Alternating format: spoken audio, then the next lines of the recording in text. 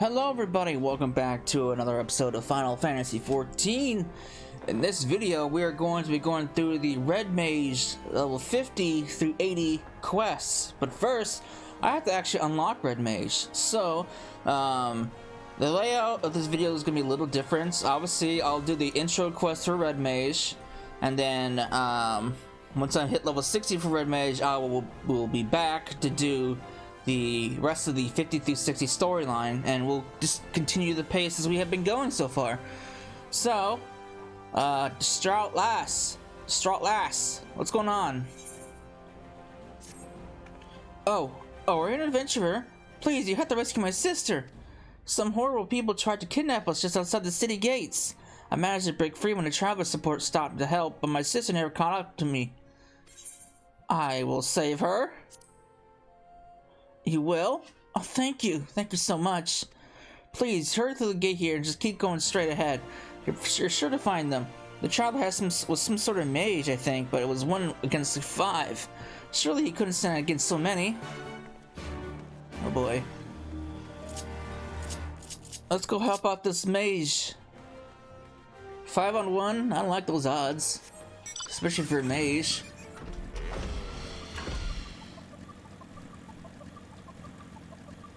Oh, you killed 2 of them at least. Don't touch me! Oh, you're not one of them. What's going on here?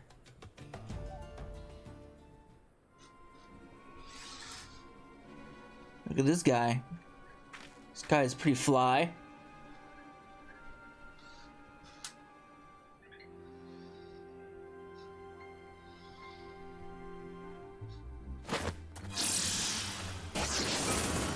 No.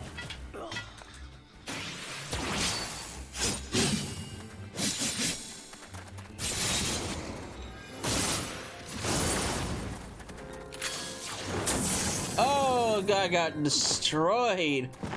This guy's got some fancy moves.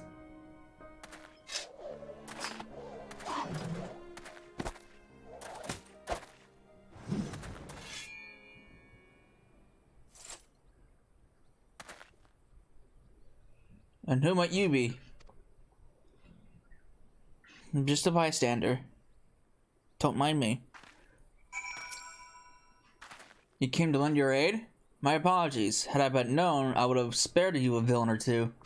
After all, you seem to be to share my disdain for those who would prey upon defenseless children. Aye, birds of a feather, are we? I am Zeruntia. Oh God, what am I gonna call you? I'm gonna call you Zer. That sounds better. A pilgrim of sorts. Might I know your name, friend? Cecila?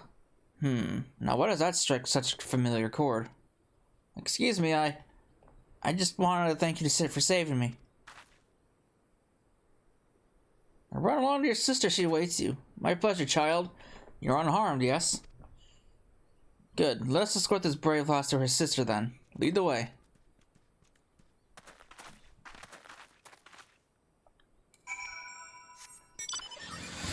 Alright, well, that was a fancy display of spells and sword weaving. Well, it's a rapier, not a sword.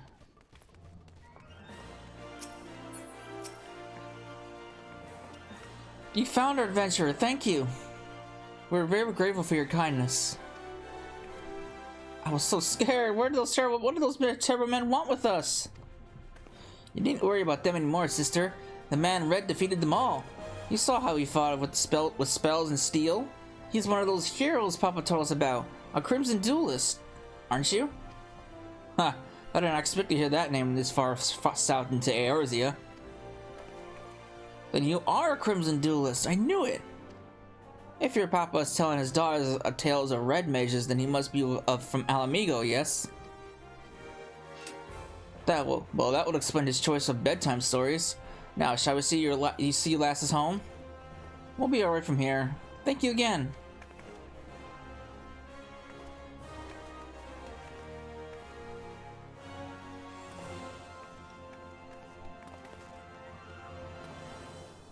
Away they skip, safe and happy. Now, Cessa, was it not? I believe we've earned ourselves a celebratory drink. We? I didn't do anything. I just stood by and watched. You need not feel compelled, my friend. Should the mood strike you, however, you'll find me staying over at Blackbrush Station. I find the ale served at the Coffer and Coffin most agreeable. That's a very far-flung place to be. I guess the ale at the quicksand isn't good enough?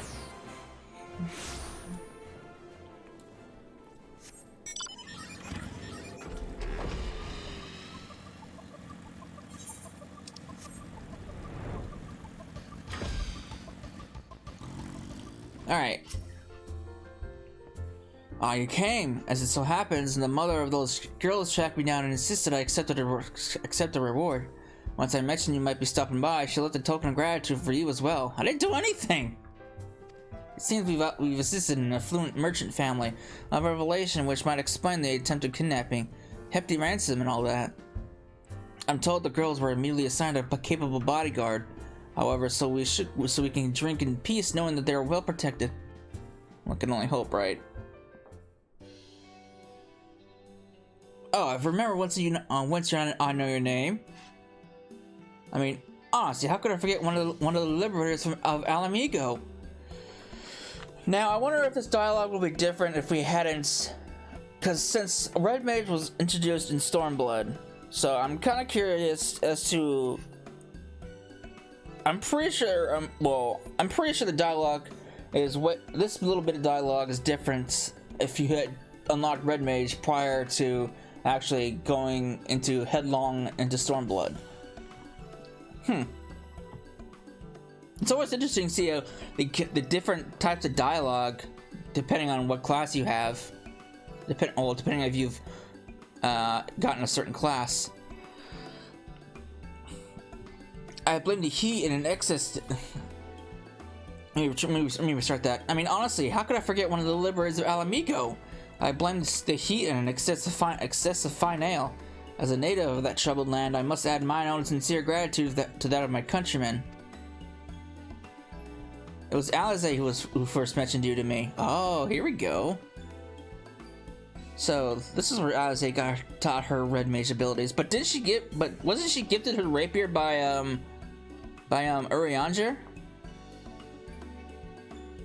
After the 10th or so time, some incident had her loudly wishing to have Cecil's courage or Cecil's strength. I became rather curious to meet you myself. How do I know of the indomitable Alize? Our paths crossed quite by chance. A fellow traveler met upon the road. She expressed an interest in Red Magery and persuaded me to instruct her in the basics of the art. She proved a quick study in the arcane side of things, but fencing was something of a challenge. By the end of our lessons, however, she had learned to combine spellcraft with swordplay, when to cast from afar, and when to lunge forward with a well-timed thrust. And what of you, my friend? Have you any interest in the art? I suspect you would make an exceptional Red Mage. I am deadly serious. A woman who would rush to the aid of a stranger's child without fear of or hesitation is a woman I would trust with the power of red magic. But even beyond that, I sense in you a kindred spirit. Be warned, however, that my style of teaching is a practical one. I'll expect you to join me on my journey and assist me in aiding others. Accept those terms, and I will bestow upon you the accoutrements of a red mage. Are you familiar with soul crystals? This particular stone is attuned to past wielders of red magics and will fill your mind with a firm foundation of technique. You need only reach forth your hand. This is what I came here for. I'm ready to go, sir. Are you prepared to walk the path of a red mage? One word and the soul crystal is yours. Yes. You'll not regret this decision, my friend. Gods above, for a moment there I thought you were meant to refuse me. A host of red mages committed their memories to this gem. Now it is yours. Absorb the knowledge it contains and we'll discuss the finer points of red magic. But first I shall give you that reward.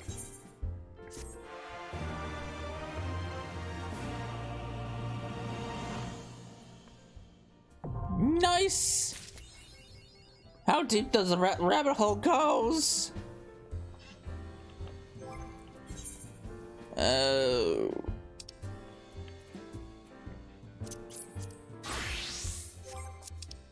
Oh, goody goody. Thankfully, I still have my casting gear. And thankfully, I got a weapon for glams. Oh wait, this is old casting gear. I need... Cast glamour? No more swimsuits! Where is it? Oh, I can't because it's level 60. Shit. Well, I guess I'm stuck with this until then. Alright. So, that's the intro quest to Red Mage. Let me make this a gear set, not save over. So, when I am level 60, obviously my hotbar, everything we sorted out my hotbar, I'll be level 60, and we can proceed on with the storyline. So, yeah. I'll be back in like a quick second. Alright, we are level 61, so we are ready to take on the level 50 through 60 questline for Red Mage. So, hey buddy, what's going on? I practiced and I'm ready to take on the path of a Red Mage, officially. I see from the glint in your eye that the soul crystal splintered secrets. Welcome to the ranks of the Red Mages. The art we practice is born of noble origin. Its balanced and controlled energies were once used to stem the tide of destruction and reclaim a future of the dispossessed. I speak of the age some 1500 years past when the clash of two sorcerous civilizations brought the sixth unworld calamity. Ere the great floods arose, people fled from their homes and into the mountains of Garabania. Even mages from Mach and Amdapor were to be found amongst the refugees. These wizardly practitioners became targets of retribution for the part they played in upsetting the natural balance. Soon did they shed their robes and black and vestments of white. If people were to survive and rebuild from the disaster, however, they would need the power of the arcane. Thus, with the principles of black and white magic reinvented, and upon their combined foundation, an entirely new discipline was built: red magic. But I prattled on about the history of it long enough. Far better than that you experienced red magic firsthand. There remains the mystery of who sent the kidnappers about after those poor girls, and I have a feeling that attempts to unearth the culprit will provide the battle practice you require. Before we plunge into the fray, however, there are questions I would ask. Come with me to Eastern Thandalin, the Church of Saint Adama Landama. Oh, is that by, that's by, Drybone, isn't it? Where we sought refuge before when, the Scions got attacked by at the Waking Sands.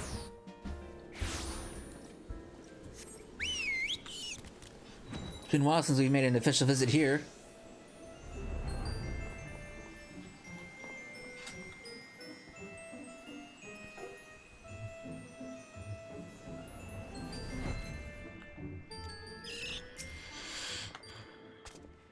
So there you are. I would introduce you to Father Iluid, but I believe the two of you are already acquainted.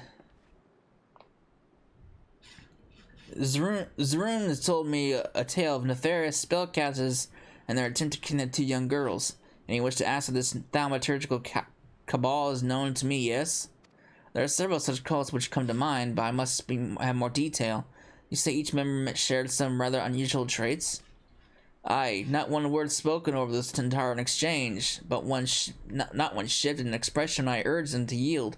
Each of them also appeared branded with some manner of tattoo, a sigil pulsing with arcane energy. Ah, an evil practice. Such cursed sigils were known to destroy the will of the bearer, resulting in an habitable puppet which acts in much the manner you have described. There is no salvation for such wretched creatures. Then we must seek the fiends who pull their strings. Probably learn what you can of this cabal and its purpose, Father. So that's why we have another task to attend to. Might I suggest you suggest some light stretching before you step outside? You'll soon understand why. Alright, what's going on? Alright, what am I doing? Who am I fighting? You? Somebody?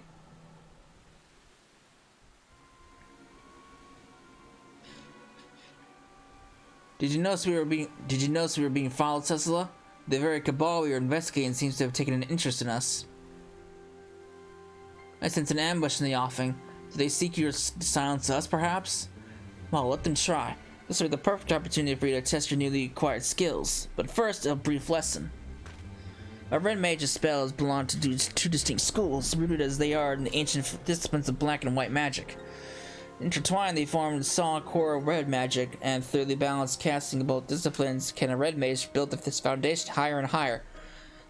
When your strength has reached its peak, that is when you lunge forward and unleash the energies thrumming within your blade. Then you leap away, return to the first step. It is a dance, my friend. Why is it always raining here? Well, every time something happens here, it always rains. Come out, wherever you are. We have no intention of running or hiding from you. There were swords, you can see, but I'm not partial to violence. Is there no chance we might attempt to parley in lieu of bloodletting? Nope. Worth a shot. How unsettling. Well, so it seems you'll have your battle. Remember what I've taught you.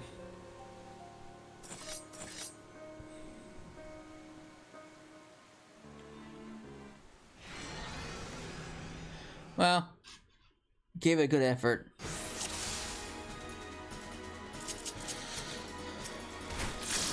Start with the fundamentals. Cast both black and white magic as evenly as possible.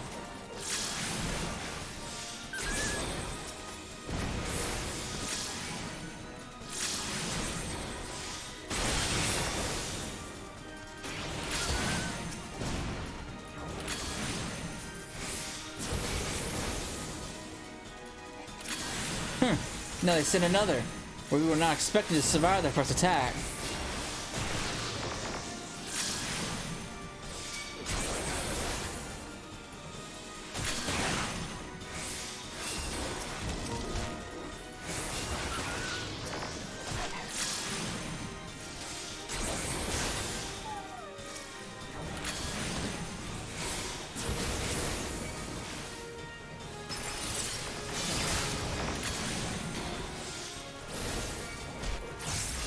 Alright, that's the way. Now channel that power through your blade.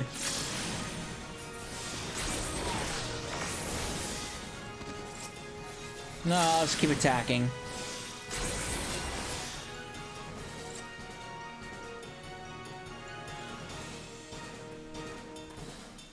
These puppets must have a leader lurking nearby. Let's take the battle to our ambushes, shall we? Before we resume the hunt, let's be sure of your technique. As a red mage, you're capable of casting 2 spells in rapid succession using what is known as the dual cast effect. In time, a short spell, you'll find that a lengthy incantation can now be cast in an instant.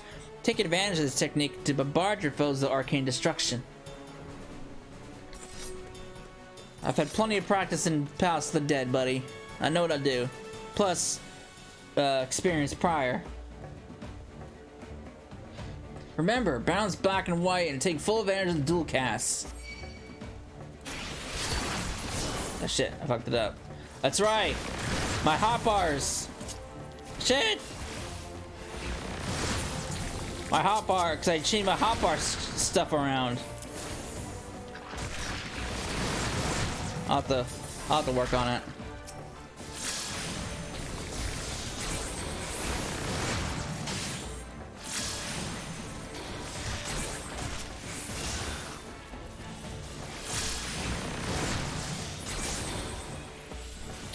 Oh, that's right. I think this was moved over there.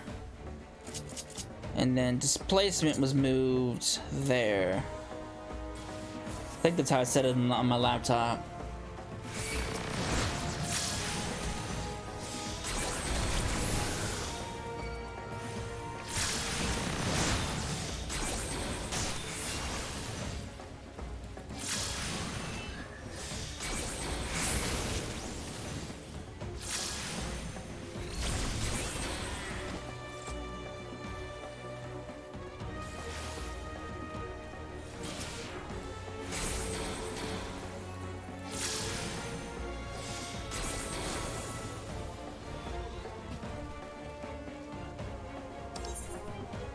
Oh wait, maybe I had it set up like this. Something like that.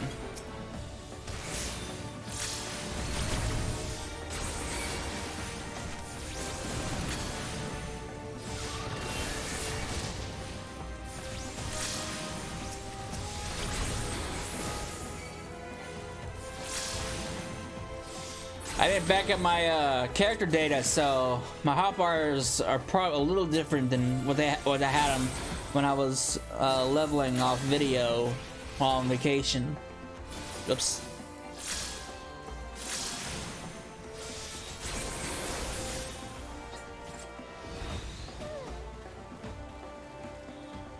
Follow the sphere, or lead us to source this ambush.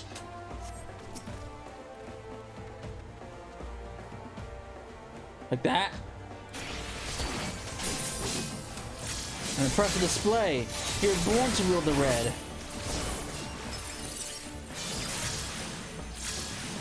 Hound of the nether realm, accept this feast of our souls. May our lives serve as instruction for our foe. Dead. Oh. You sacrificed yourself to that demon dog just to kill us? I'd be flattered if we weren't horrified. Where are those fangs?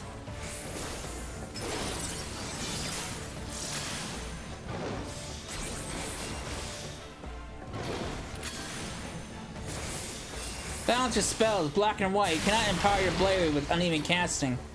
Keep your balance when the ether it spews. I guess if cast mini on me.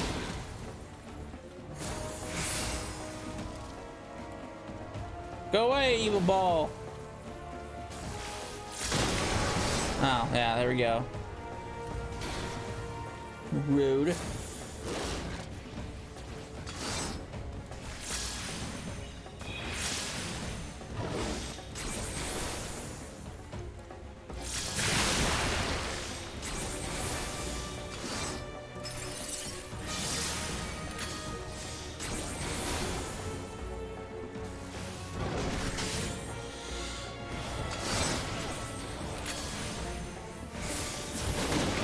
Dead! Demon dog. You false Cerberus. Well done, Cecily. You have exceeded my expectations. Which is a fortunate thing, for I did not anticipate the arrival of that fearsome hound.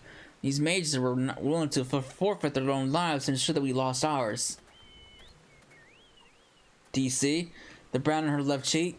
This was the cursed sigil which stole her will and left her vulnerable to the most heinous of commands. Our ambushes were young men and women, every one, all transformed to mindless pawns by some hidden master. And this master has shown no compunction against sacrificing pieces that outlive their usefulness. No, this cannot stand. Heed me well, Cecila. You have begun your education in red magic, but there is much more I will teach you. Come, let's return to the Lich Yard.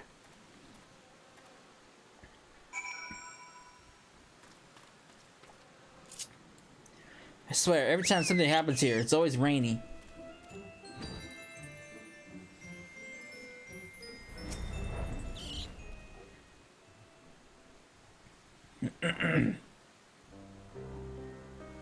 Know you the history of these graves? The church's Lich Yard is the final resting place for many victims of the Semi-Liberal calamity. Red magic was conceived to stand with such tides of destruction, in an age when the abuse of sorcery flooded the world with death. Its distinction from earlier disciplines is key. While its practitioners of black and white magic draw upon ambient ether, a red mage weaves her spells using only the reserves of mana with which she was born. And the era in which red magic was created to do otherwise was forbidden. And to manifest more powerful effects, the first red mages adopted a method by which precise sword techniques would harness and amplify the energy of their spoken incantations. The mage's own physical form serving as an arcane accelerator, an ingenious way of preserving their self-imposed limitations. Understand that the blade we wield is not simply a weapon, it is the focus of all our efforts to lessen strife and suffering. Every generation of a red mage is part of an unending battle. We're soldiers who fight for those enduring violence and subjugation, the bulwark against the unkind vagaries of fate. 20 years ago, I joined the revolutionaries in Alamiga and learned red magic alongside like-minded companions. We formed the Crimson Duelists, and together we rose up against the tyranny of the Mad King Theodoret. We were crushed. Of all the duelists, only I survived to watch our homeland languish under the rule of Imperial invaders. Until you arrived there, of course. Even after leaving Alamigo, I never ceased fighting for its liberation. And when I learned of the calamity of the threat to all the lands of Eorzea, I allied myself with the valiant scholars of Charlian. In the end, I was unable to protect my homeland or halt the approach of fiery disaster. But never once in all these years have I betrayed the oath the duelist swore to champion the weak with heart and steel.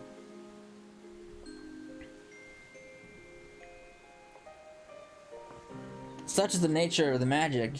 You'll learn from this idealistic fool. If you master this art, however, then my road shall become your road for the duration of your studies. I will remain here at the church for the time being, and be a pest to the good Father Iliud until we uncover the origin of this cult. Your only choice shall be to reflect upon the lessons of the day and prepare for the next encounter.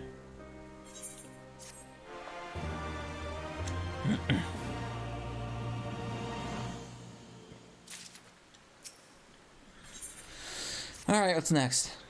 How far is your training, my friend? I imagine you've grown quite accustomed to the shift between spellcraft and swordplay by now. I'll continue to instruct you, but as I have already said before, a practical experience will only serve you far better than any tiresome lecture. It is important that you treat every battle as an opportunity to learn. Speaking of which, Father Iliad mentioned he had something that we wish to discuss regarding our siege of Brandon ambushers. Let's inside, shall we?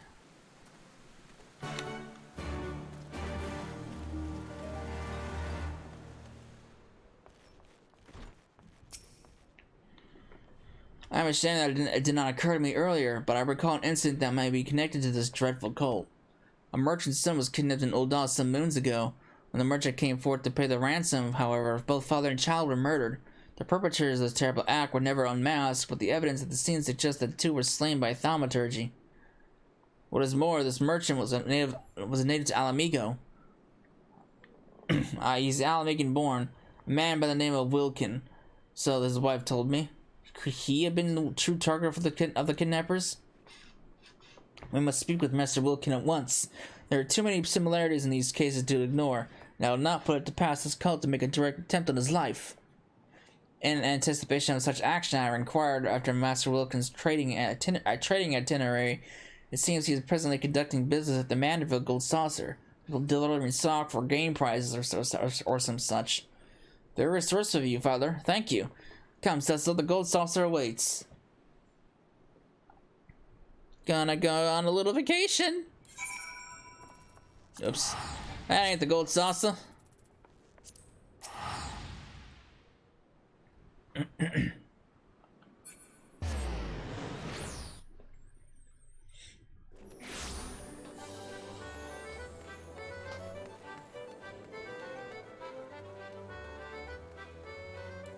Alright.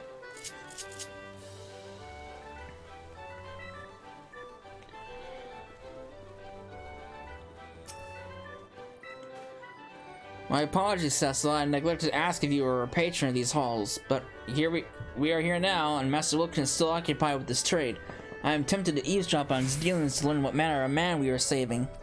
Let's play the part of happy gamblers and wander by his meeting in the Manderville Lounge. Just look for the wonderfully hideous golden statue.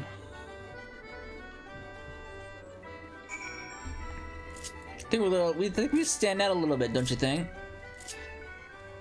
Well, I don't, but I'm sure he does.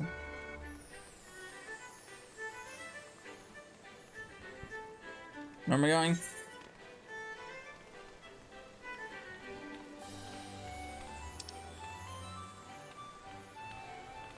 Oh, I'm going down there.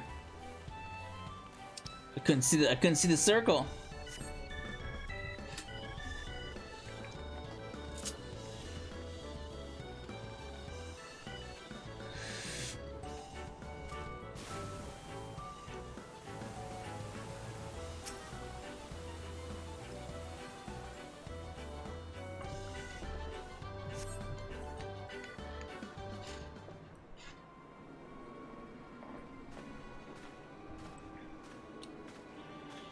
There's our Master Wilkin.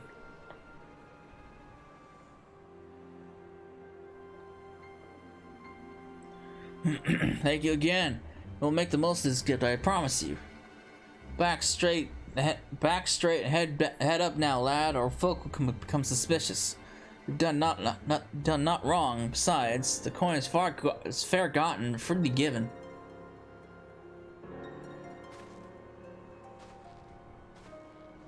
The young man he was talking to, he is known to me. One of the lads belonging to the Alamaga resistance, if I'm not mistaken. Well, this is clearly more than a simple business ideal.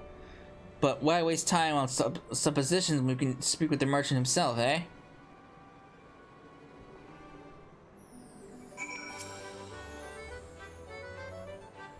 Sir, you look very suspicious.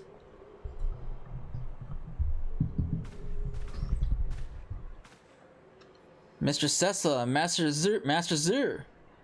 Zurun. I'm glad I am for this chance to thank you in person for the kindness you show my daughters. Father Iliud sent me word to expect you. He also mentioned that the danger to my family is not yet past. You suspect that I have been marked for assassination? Aye. Have you any idea of the why? Say, retaliation for funneling funds to the Alamaga resistance under the guise of standard business dealings? I thought as much. I recognize your client as one of the young freedom fighters I'd seen in Garibania. Oh, rest assured that your secrets are safe with us. I myself have spent the better part of my life aiding the resistance. Your dealings do, however, seem to have drawn some rather unpleasant attention. Very well. You saved my children's lives, and so I will trust you with the truth. Many Alamagan refugees are employed here at their Gold Saucer, in no small part due to the wishes of the establishment's owner, Lord Godbert Manderville. Several of these employees have direct ties to the resistance. The young man you saw being one was a such conduit. As to why I meet them here, well, it is a matter of hiding the trees within the forest. There was another incident not so long ago where the son of an Alamagan-born merchant was kidnapped by a cadre of mages. When the father attempted to pay the ransom, the fiends slayed both the parent and child. I fear the scenario was the one they hoped to repeat with you. Yes, a terrible turn of events that was. I did not know the merchant personally, but I knew of his efforts. He too was said to have supported the resistance at the fortune he made in Ul'dah. And there we have our connection.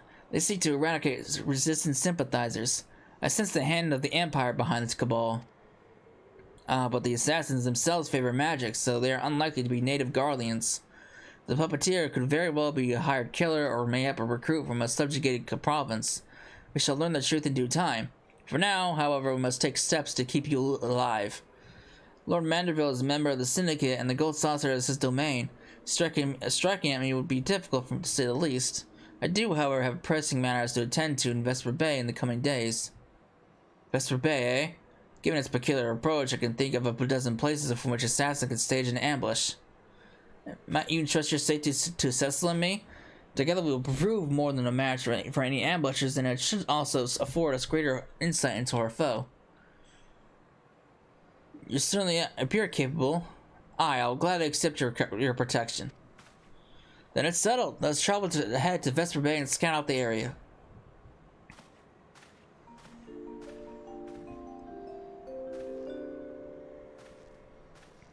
Alright. Vesper Bay! Back to Horizon.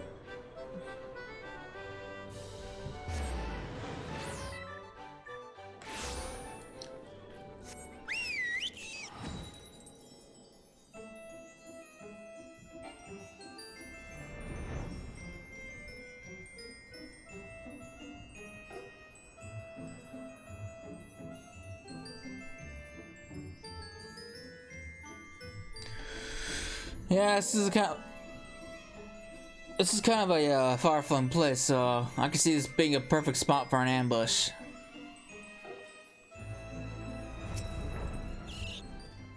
Good, you're here. Master Wilkin has begun his overland trek from Ul'dah. Before he left, I asked the good merchant to discuss his travel arrangements with less than his usual discretion. Assuming the assassins have eyes and ears on their target, we can assume they have moved to occupy the most favorable ambush sites. Now, if I were intent on murdering a lone traveler, I would choose one of two options. The first being the allies here in Vesper Bay, and the second being the long, dark tunnel leading into the town. I propose we split up and secure both areas. I'll take the back streets, and you can take the old mining shaft. Sweep the tunnel clean of ambushes, and we might meet me back here when you're sure the route is safe.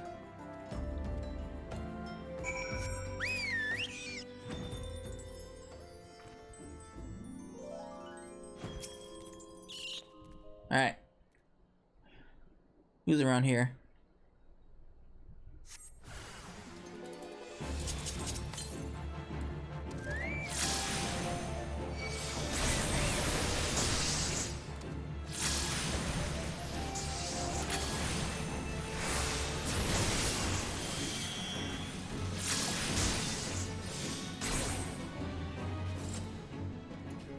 Alright, that was easy.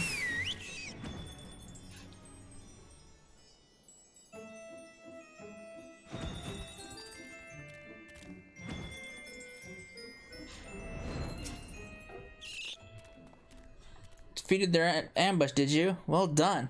As you can see, they had a second group waiting in the wings. Your opponents were the same mutant tactics as before, yes? I pity these cursed pawns, but we cannot let mercies to your hands. They are a little different from the Walking Dead, and no art can restore them. I did, however, allow one to escape my blade. On purpose, of course. He seemed eager to disengage, and so I obliged. He limped off towards the coast, but with the wound I gave him, he'll not have fled far. I'll track this last assassin to his destination. Pray remain here and greet Master Wilkin. You should be right through your secure tunnel at any moment now.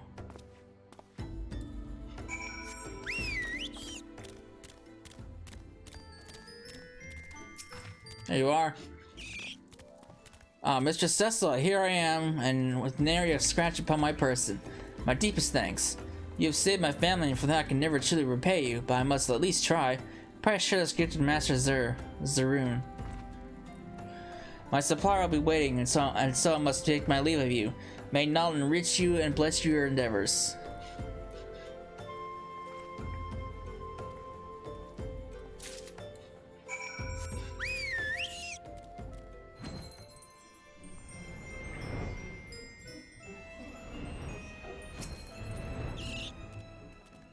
We've had a circle lock. The man I followed leapt into the sea and was fished out by others in the rowboat.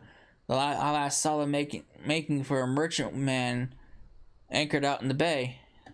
Considering the absence of fear, I must assume that one who fled had been commanded to report the outcome of the ambush. If we can identify the ship, then we'll be one step closer to unmasking this vile puppeteer. And then we can... Another token from the esteemed Master Wilkin. How kindly he seeks to reward us. But there's a note here as well, addressed to us both. You have my eternal gratitude. Twice now has my life been saved by red mages, and twice by one in particular. Mayhap you remember the day 20 years ago when the Crimson Duelists fought to save the life of a child. I remember you, Master Zaroon, for your scarlet garb was forever etched into my memory. 'Tis a strange feeling to be recognized for a decades-old deed. Had he not known me, would he have been so ready to place his life in our hands, I wonder. Aside from a few wrinkles, I suppose I have changed little in my appearance. I was clothed thus when we worked to evacuate our fellow Alamegans, even as the homeland we knew crumpled around us. But in the end, it is the lives that matter, not the place. Regardless of the circumstances, a red mage must strive to achieve the greatest good. So I've always believed. Our actions have our own reward, but little acknowledgement does wonders to sustain one's faith, eh? I've asked some friends of mine in the Scions of the Seventh Dawn to keep an eye out for that ship. We should know if the assassins seek to enter any of the major ports. I'm not allowed no seeing contact. Yeah, this is Zaroon. And are they still there? Excellent, thank you. It seems the assassin's merchantman has been spotted and sailing into Aleport. Come, we have no time to lose. That's a hop, skip, and jump away.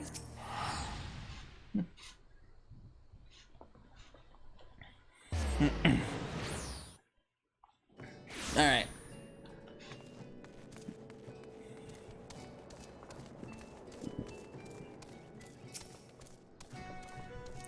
My apologies for dragging you halfway across the realm, but I did promise you a journey. Now, as for the merchantman, I'm told it's anchored as a short distance from offshore. We need to know more about the connection between this ship and our foe. They may have simply paid for passage, but there's something about that vessel. I say we wander the port and see what gossip there is to be had.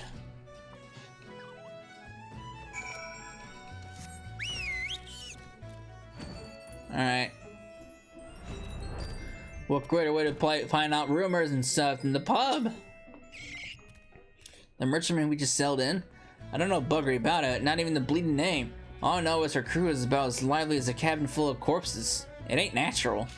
There's a rumor going around here that the Yellow Jackets are taking an interest in their dealings, so I'd rather keep my distance. And he wrote, I'm finished answering your questions. I'm off with ye. Well, rude.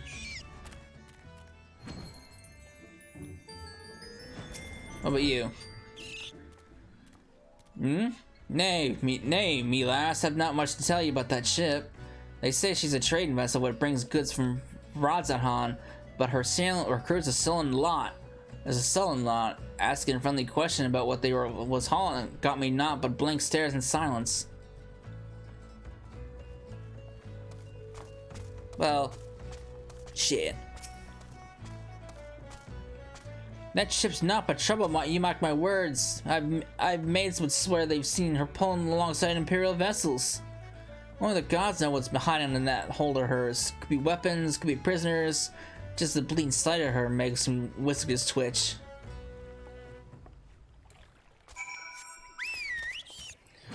Okay, so all I've gathered so far, it's a very unsettling ship, which I can't really blame people, given what we've encountered so far. Were you able to learn not all of interest? Strange crew? Mystery cargo? Ship's name unknown? I heard much the same. I'm beginning to think that our assassins use the vessel as a floating base. With no permanent camp on land, it would certainly be easier to avoid the attention of local forces, not to mention curious adventurers. I also spoke with an acquaintance in the Yellow Jackets, and he confirmed the ship's official status as a trader to and from Rodzanhan, even if rumors of her dealings with Garland agents in water are rife. As long as the merchantman appears to trade within the law, however, officials are reluctant to force their way on board and cause an incident. They've yet to uncover enough evidence, it seems. Well, if a solid reason to investigate is lacking, then maybe we should help them find one, eh? Let's have ourselves a look into some of their crates on the docks. Just a little innocent curiosity is all. Alright, what can we find?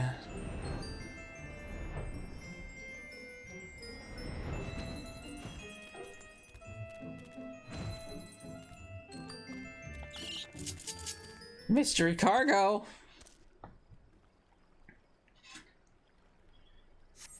The crate contains a cerulean tank of Imperial design.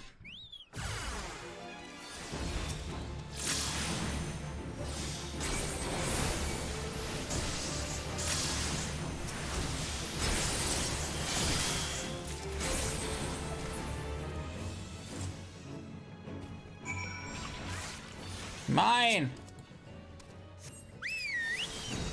Look at this lass is doing the Arcanist quest line. How's your investigations fare? I found a veritable bounty of military supplies, cerulean tanks, Imperial rations, Imperial insignias, and everything. The authorities will be most interested to hear this, I'll wager. What's that you have there? I got a key. Well, dropped by one of the ship's crew members, you say? Now I just so happen to have one most inconveniently locked box. I shall go and relay my findings to the Yellow Jackets. I'm sure to think of some use for that key of yours.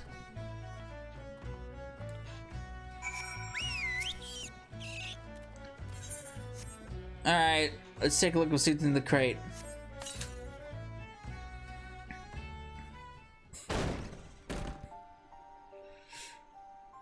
Oh! Hello.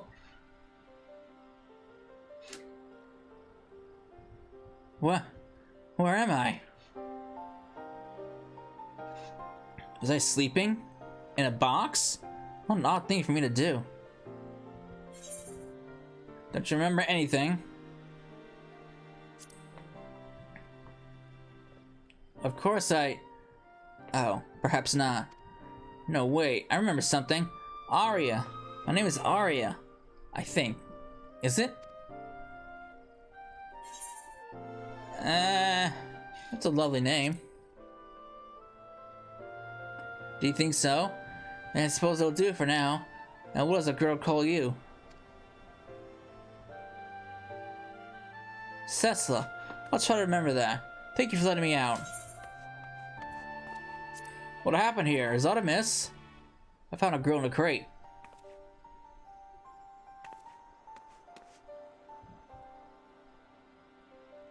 The slouch was inside the box? I might suspect a stowaway, but it was more likely she was kidnapped. The people who took you may be lurking nearby. You should probably put some distance. Come now, you needn't fear me so. Cecila, please say something reassuring, would you? He's as gentle as a kitten. He is? If you say so, Cecila, then I suppose it must be true. Well, you seem to have made a new friend. Let's see about arranging some lodgings for now. We can discuss where to go from here.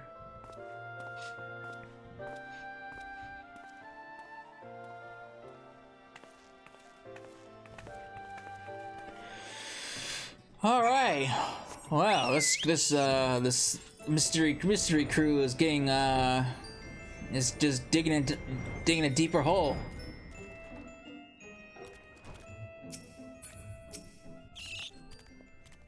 The poor girl was asleep within moments. This entire ordeal must have left her exhausted. As for the results of our efforts with the cargo, I suggest we continue this conversation outside.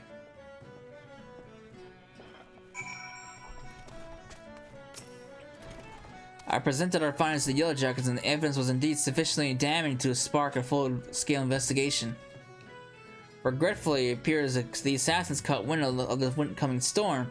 A squad of soldiers was dispatched to the docks only to witness the merchantman sailing away all from all hands on deck, with all hands on deck on board. Not quite the outcome we'd hoped for, but at the very least, they'll no longer find a warm welcome in Aerea's ports. The other issue we face now is what to do with the young Arya. Her breath carries a faint aroma that may account for her memory loss. I suspect she was subjected to a certain incense oh shit. Fuck! It's fortunate that you released her from when you did. Arya remains muddled, but her condition should improve with time. And once with memories of returns, we can learn exactly who she is, and just as importantly perhaps, the circumstances which led to her capture. I spoke with Arya, but it seems her memory loss is yet to return. The incense must have been... Oh, jeez. Incense use must have been potent indeed to create such a lasting fog. If she cannot recover naturally, then we must rely on some familiar sight or event to jolt her senses back to normalcy. Might I ask that you take her out somewhere to test her by theory? She seems far more comfortable around you, after all. At the very least, I would know from whence she hails. I shall call once more upon my acquaintance in the Yellow Jackets. Surely she has family who are searching for her. You would think. Stands to reason. Cecila, thank you again for letting me out of that crate. I had such a lovely sleep. That awful tiredness has left me, and I still can't seem to remember anything. Maybe a little walk will clear your head. Outside? Well, yes, I suppose a fresh breeze might help blow away the cobwebs. I think I'd like to see the view from the battlements. Will you join me up there, Cecila? Why not?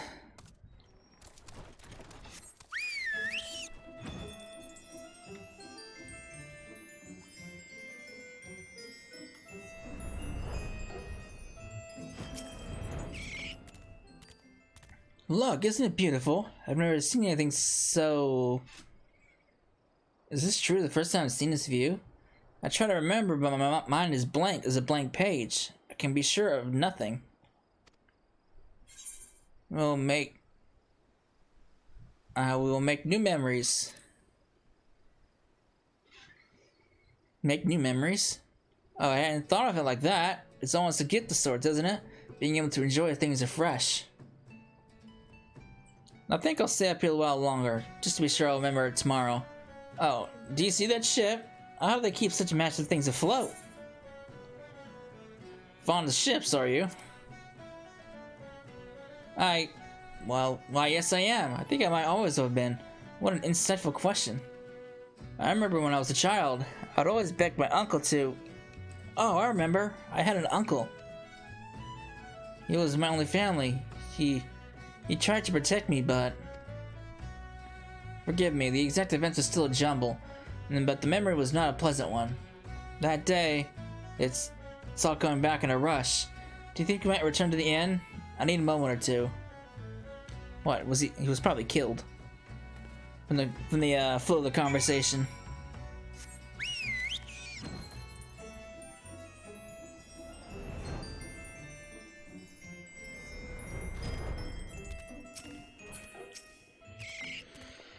The Yellow Jackets were able to dig up a report on Arya from their records, and I hurried back to share the news. But seeing as her memory of the incident has returned, I'd rather hear the tale from the source as it were.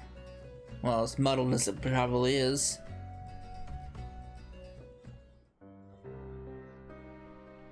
From what I can recall, I'd always lived with my uncle. He was a kind and gentle man who would often tell me stories of my parents. I was young when they died. Too young to remember them, I think. The report mentioned that you were citizens of Lomensa. Do you remember where you were back when the attack came? Yes, we were on the road to somewhere. The ambushes appeared as if they from thin air, and my uncle stepped forward to shield me. They killed him. What happened after that is a blur, but my memory of that moment is crystal clear. Thank you, Arya. You need to force yourself to remember the rest. For now, we must concern ourselves with your future. It would not be charitable to send you back to town alone, especially not with the significant parts of your memory still missing. Yet we cannot ask you to accompany us either. Our journey leads us on a path to confront the very cabal whose malevolent embrace you have but recently escaped. I would go with you even so. Well, you saved my life and helped me accept the loss of my past. If there's a chance my memories could return and lead you to these villains, then I would stay at your side.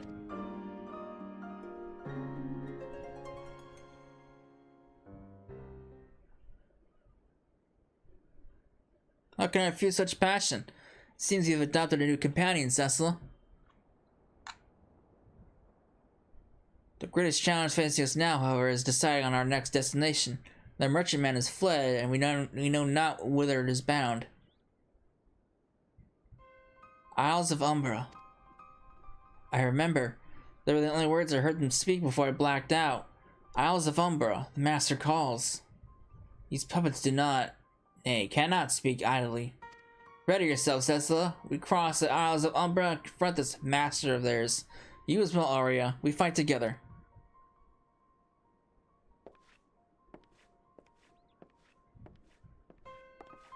Oh boy. To the Isles of Umbra. We don't go there very often. Actually, I think it's been a while since we had an official visit over there. Actually, it's been a long while. Last time we made an official visit over here is, well, it wasn't on video, but it was for the stupid dungeon. That was way back in the Realm Reborn. All other subsequent visits have been just like hunting logs. There's a thing. The Maelstrom soldiers will tell of a steady stream of tight-lipped arrivals. It seems their master gathers all the marionettes of the Isle. I armed Arya with what I had, but I can fight. Fight? You can barely talk, lass. I thought her afraid of the mage to. I thought her afraid of the mage who took her, but nay, it is the thought of ghosts and ghouls which have her all tremble. Can you blame me? This very ground feels haunted, as if angry spirits might burst from forth any moment. Well, it doesn't have to be near plasmoids. Like that shadowy thing behind you. Huh. There's not there, lass. Now, can we get a move on? Or would you rather head back to Aleport? No, I'm coming with you. Alright.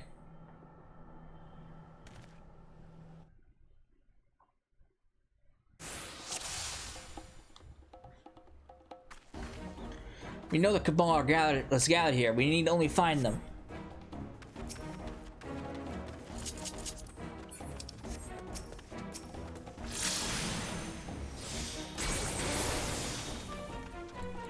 I'm a little frightened, but I can do this.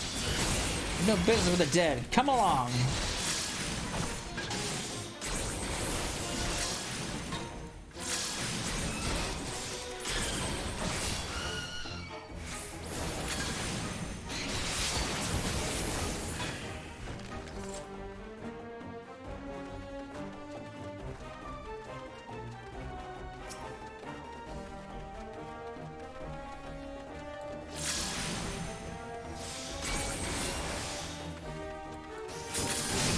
Fallen are restless this day.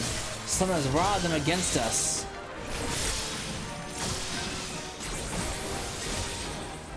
No, I don't like this place at all.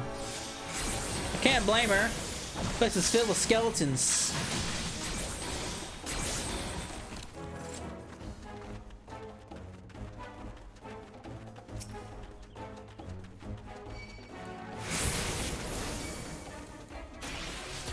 We found them.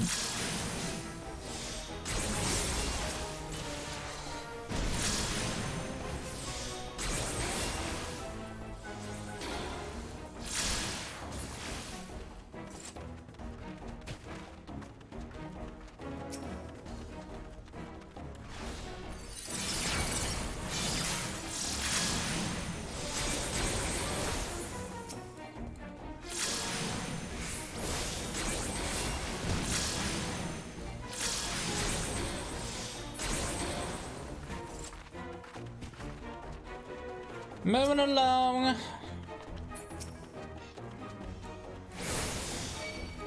I see a floating book.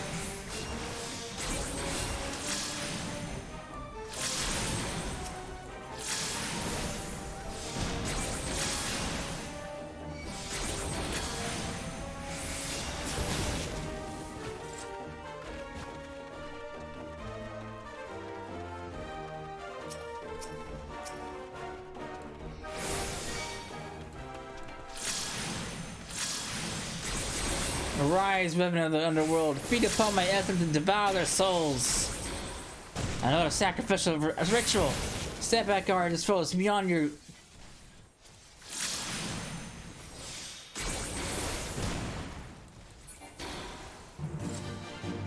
Oh.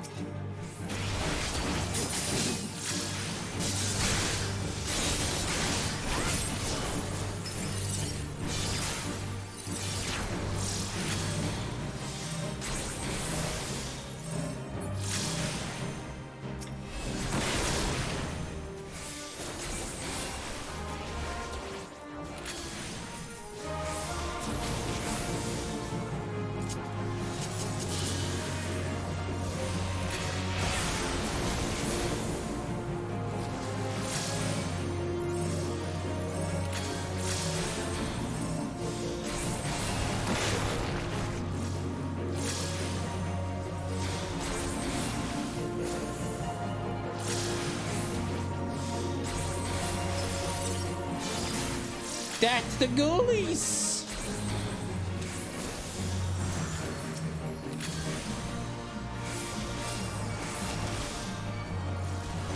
It draws power from its minions. I'll occupy the shadow. You destroy the lesser spirits.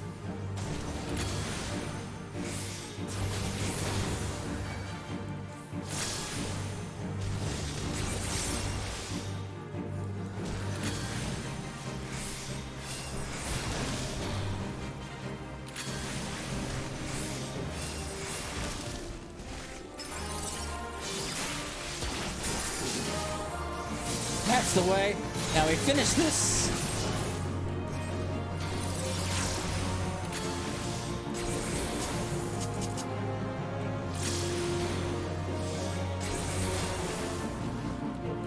Whittling his HP down little by little.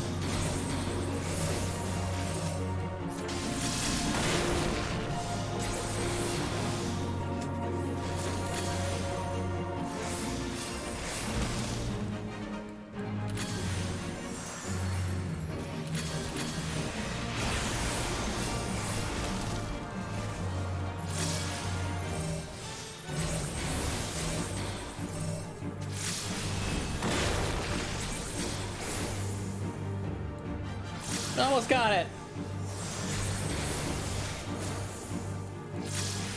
I am a proper ghost hunter.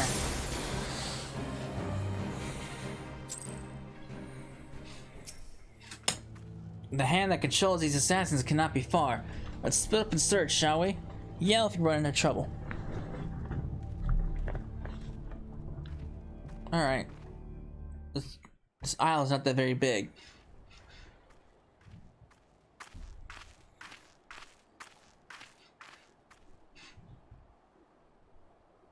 Uh-oh. Who's this guy? Delectable.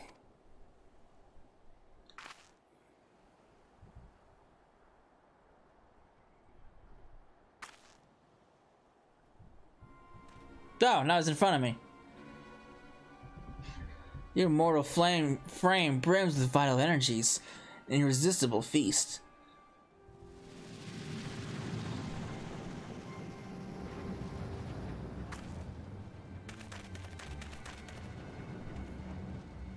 Cecil, are you unharmed?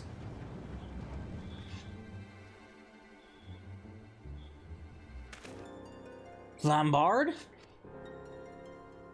A pleasure to see you, Zaroon. My, how the years have etched themselves upon your brow. This smirking bastard is Lombard. We were allies once. Ah yes, the valiant Crimson Duelists. Such fond memories. I relish their slaughter. The duelists live on through me, traitor. Not for long, my old friend. You shall soon share their fate.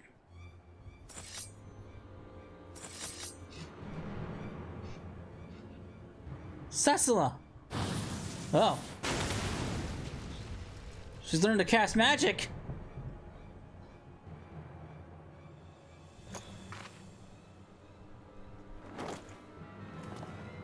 Crude interruptions. This is not how I wish to save your defeat. Man, the guy's... he's acrobatic. Lombard! God damn you.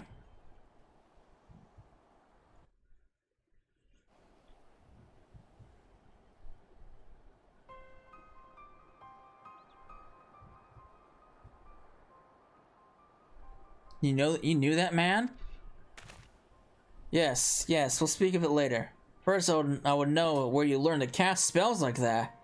I don't remember anyone teaching me. It just sort of happens. I expected you to do clever things with that old scepter, not fling balls of fire. Incredible.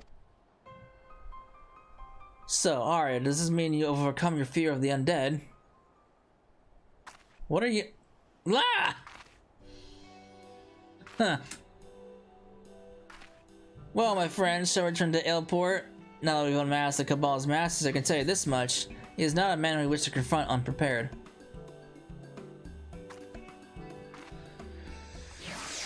Well, we made progress at least.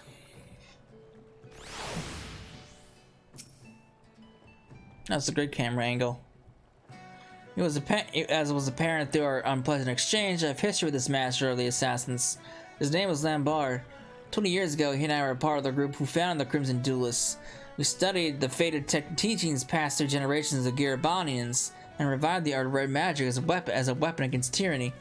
But one day, Lombard simply snapped. He murdered my unsuspecting comrades and vanished into the shadows. I returned from scouting alone to discover the aftermath of a massacre. It was later that I learned his treachery had been paid for with imperial coin, and never could I find what became of the man himself. After 20 years of fruitless searching, I thought him dead. This has now become a matter of vengeance. I meant to pursue Lombard and exact a price for his betrayal, but I'll not ask you to join me in this vendetta. Worry not, Cecila. Your grasp of red magic will allow you to grow without the need for a teacher. As for you, Arya, I'll arrange a suitable sanctuary. I'll not turn you out to fend for yourself. I shall return to the time we spent together, my friends. May our paths cross again. Should we let him go off alone just like that? I don't know about you, but I feel my part is not over. I agree. This is only the level 54 quests. I still have 3 more to go through. And many more.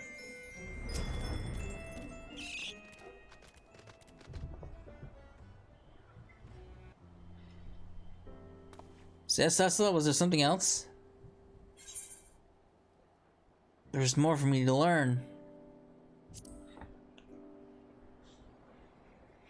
There always is, but you are far enough along the path to continue without me. Surely you understand that. You're determined to prove yourself, I see. 'Tis obvious why Alize spoke so highly of you. Very well, we stand together then. You are more comrade to me than a student, Cecila, and I welcome your sword at my side.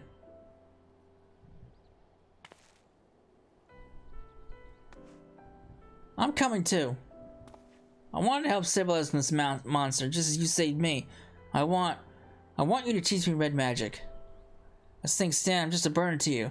If I'm to be more of than to be carried along in your wake, I need my own way to make a difference. You certainly do have an aptitude for the arcane. Lampard appears to target such use for recruitment into his puppet cabal. But Cecil rescued you from that mindless fate, and now you don the red to fight on our crusade. There's a sense of rightness to it, isn't there? Stand with us then, Arya. Join the ranks of the Red Mages. Nice! Got another recruit!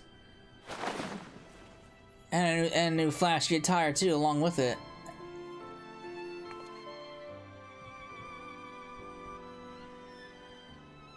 Cecila, this is the room. You look splendid, but it's more than clothes that which makes the woman. Help me train her as I trained you, Cecila. I'll pay close attention, I promise. Oh, and Arya? There'll be no more hiding behind Cecila, is that clear? I'll try to be brave.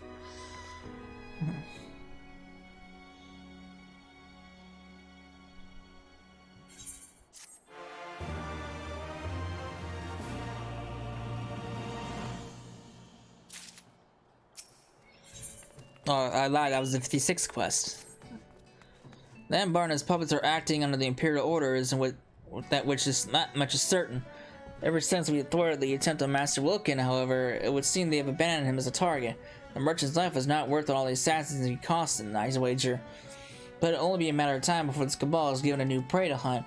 I've called in a favor with a friend to investigate the possible targets, and he's agreed to meet us at Hawker's Round in Limsa Lominsa.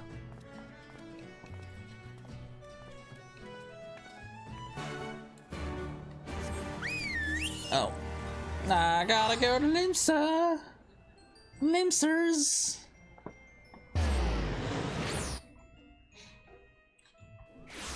Where am I going?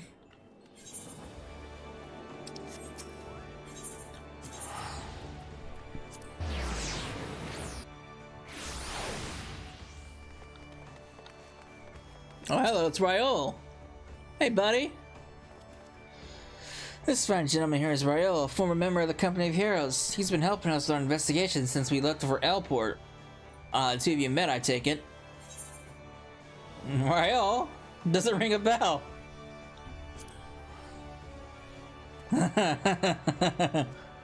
Forget about bells. 3 whistles at Bronze Lake. Now, do you remember me? Anyhow, let's get straight to the point business. I did some digging into that floating fortress of your cabal. The merchantman dabbles in a bit of trade to keep up with the charade, so I started paying attention to where the goods ended up. And I think you'll find that Lampard gets his orders from the Imperial base in northern Thanalan. Cassia Meridian. I can never say this word. That's your best bet, I reckon. You're a treasure, Raoul. I'll pass on any information we managed to uncover. For now, though, we consider the favor paid in full. Cecila, Arya, to the drowning wench.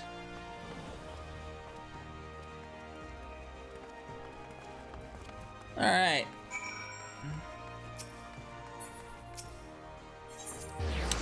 That is not the drowning wench. That is the Ethernet plaza.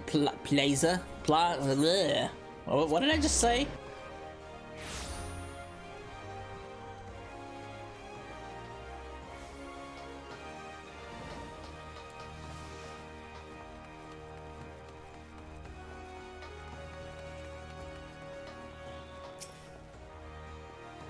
Right, we have our destination, so let's discuss the objective. We need to find Storm Cashem Mary and locate the documentation of Lambar's next target.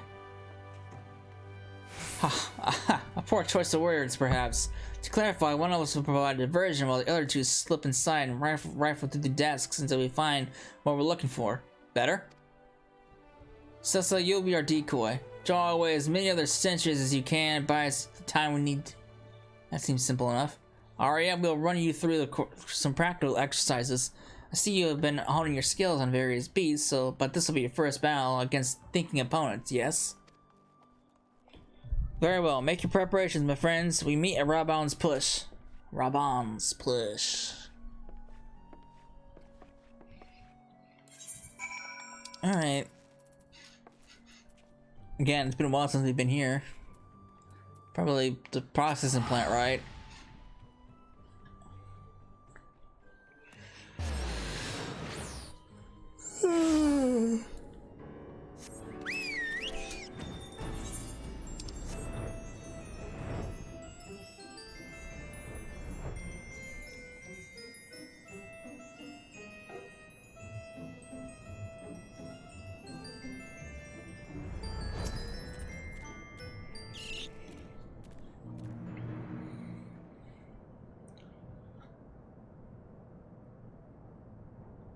Right, just as we planned. Zessa, do your best to become in the center of Imperial attention.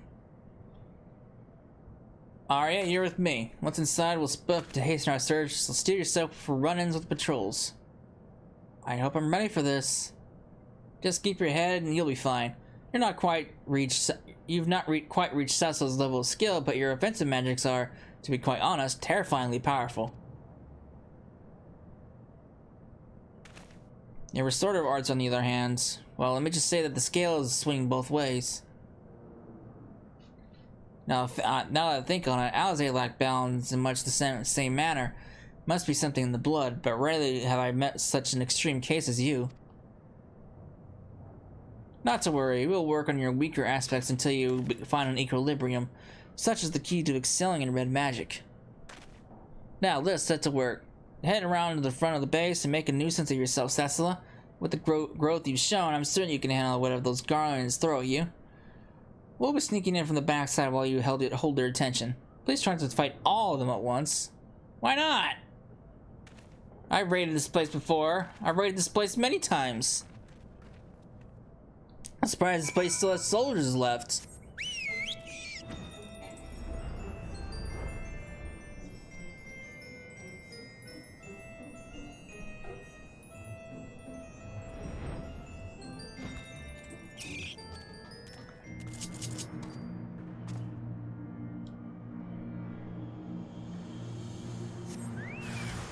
Is that an army? We're under attack!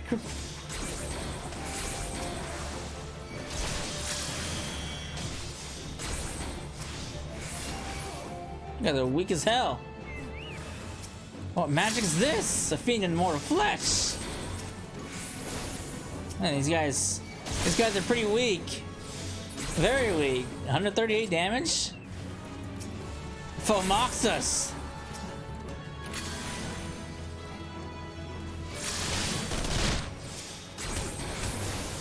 Oh, they actually survived one hit.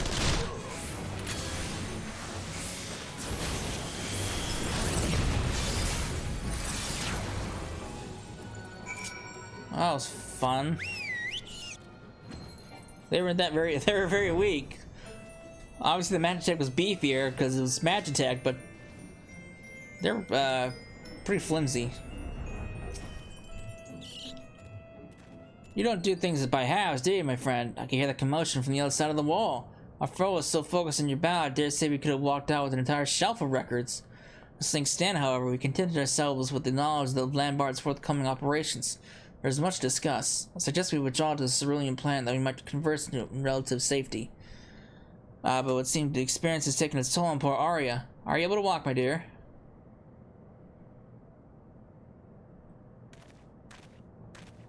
A little tired, a little winded. We all get there at some point.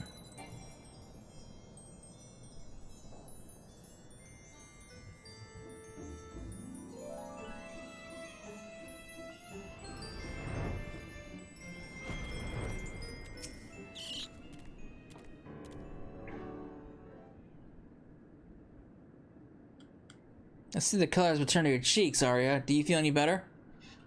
Much better, thank you. I may have been pushing too hard to perfect my white magics. From what I witnessed, I'd say you have much work yet ahead of you. Keep at it. You'll get there eventually. I will. Let's return to the subject at hand, then, shall we? We uncovered documents detailing the Empire's deployment of the Cabal, and as much as we surmised. The Cabal's assassination spirited away youths with arcane aptitude, much like our Arya here, and delivered them to Lambard for branding. Once the cursed sigil has restored their wills, he fills their empty minds with lethal thaumaturgy, and conditions them to follow his every command. It seems, however, that the formation of the Cabal itself was a relatively recent development. Lambard received Imperial orders to organize his puppets into an expendable force, a fearless, swervingly loyal cult of assassins that could strike against resistance supporters in lands beyond the Empire's reach. This plan, as well as Lambard's involvement, was proposed by the Crown Prince himself. As the champion who brought Xenos to justice, I'm sure you were familiar with the man's reputation for cold brutality. Aside from his mastery of red magic, Lambard is well versed in ancient spells and rituals. Doubtless this knowledge, coupled with his singular lack of moral character, did much to curry the favor of a monster such as Xenos. And now we have come to the Cabal's next assignment. I could scarcely believe my own eyes even as I read the details of the operation. Lambard's next target is the Garland Ironworks.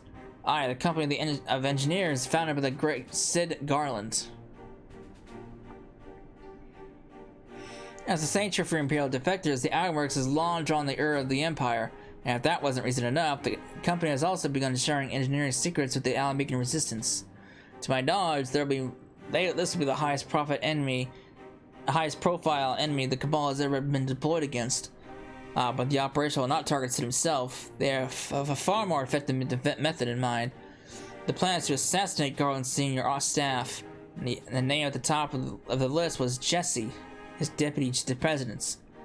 Cid's ideas cannot be brought to fruition without a talented team of engineers, and the organization itself will grind to a halt without Jesse's expertise. Her loss will be a dark day for Eorzea indeed. I have communicated the details of the planned assassination to the Ironworks. Unlike Master Wilkins' case, however, Lambard has been ordered to succeed at any cost.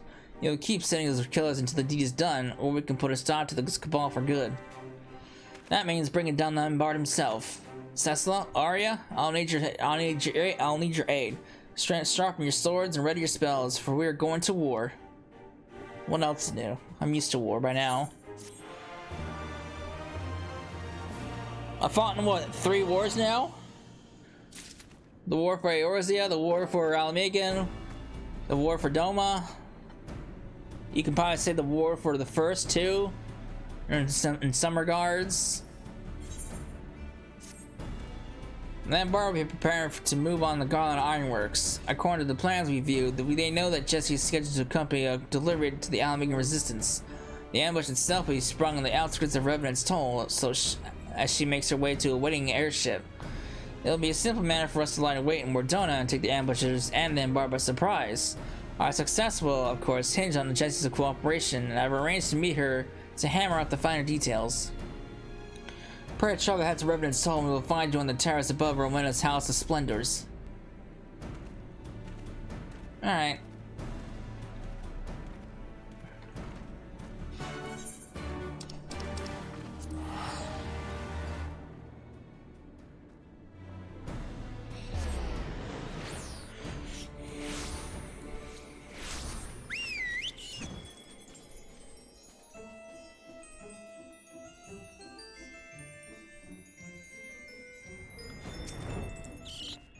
Well, there's Arya. Where's Dilla to? I'm sorry, were you looking for me? I just felt more comfortable waiting in the corner. Oh, Zerun and Jesse are here.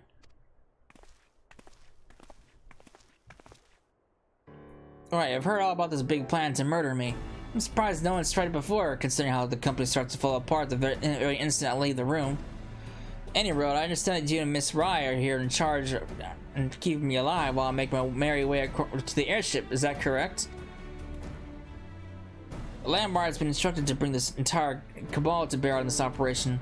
As long as they've no hint that we're onto their plan, then we stand a chance at wiping out the lot of them. I would only wish that we could manage it without exposing you to danger. Maybe we could, if I pretended to be Jesse. Dress you up as the deputy president. That's actually a rather clever idea.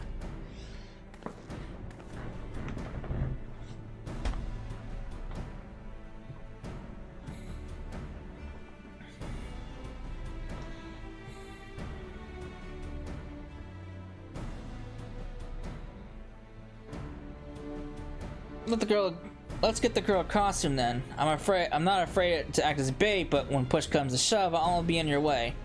We'll need to do something about that hair.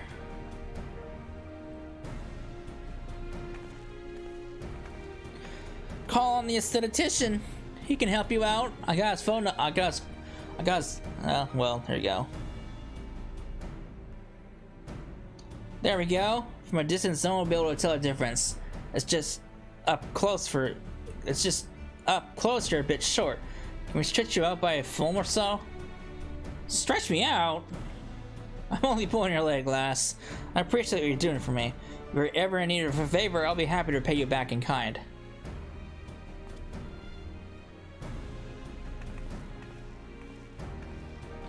The Ironworks airship will soon arrive at the cliffside outside town.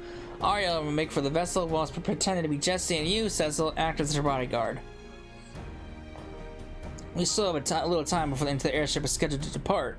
Make whatever preparations needed, then meet me by the Aetherite.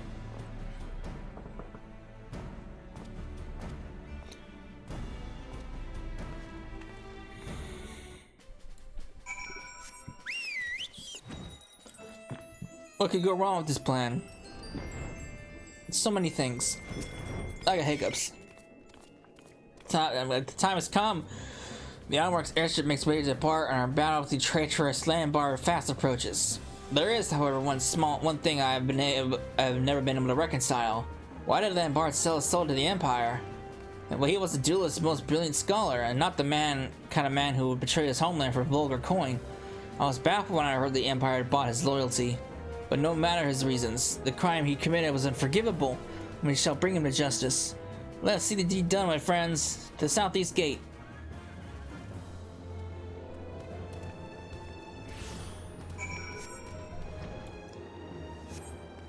Get on the mounts! Lord!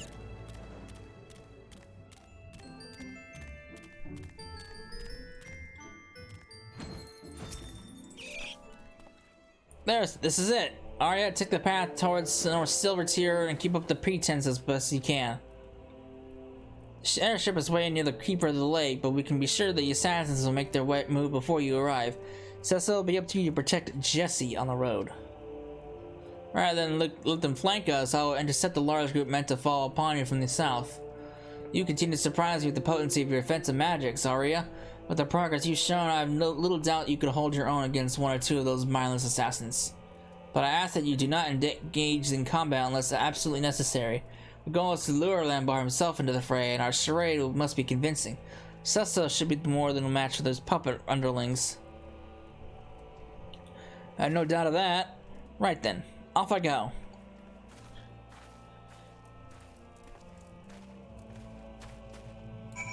What could go wrong?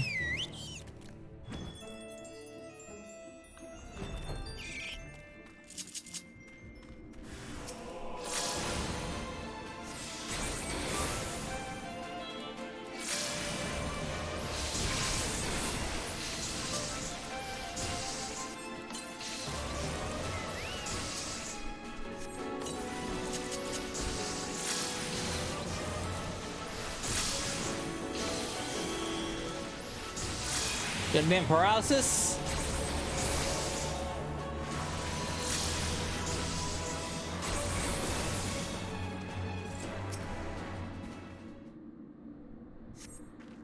That was some battle. Are you ready to continue on? I'll go on ahead as before.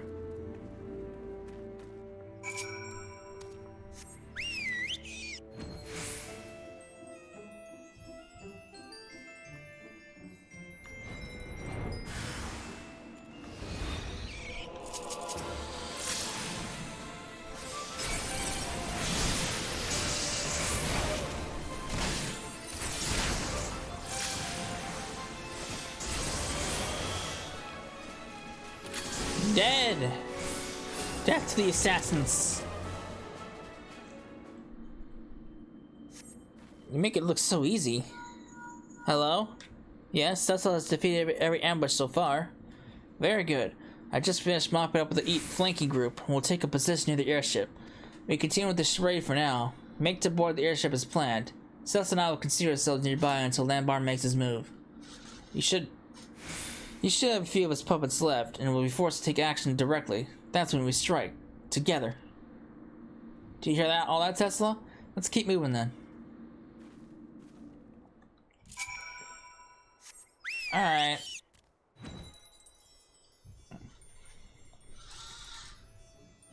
Why the hell did they park so far out?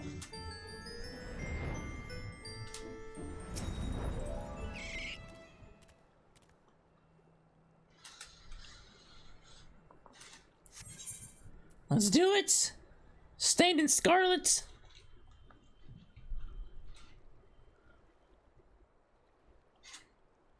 Uh-oh.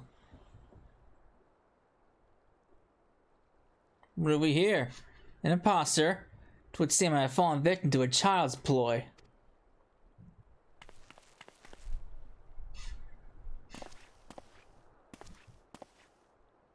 Your cabal is in ruins, Lambard, and this time you'll face the consequences of your crimes. But first I must know, why did you turn code for the Empire, after all we had achieved together?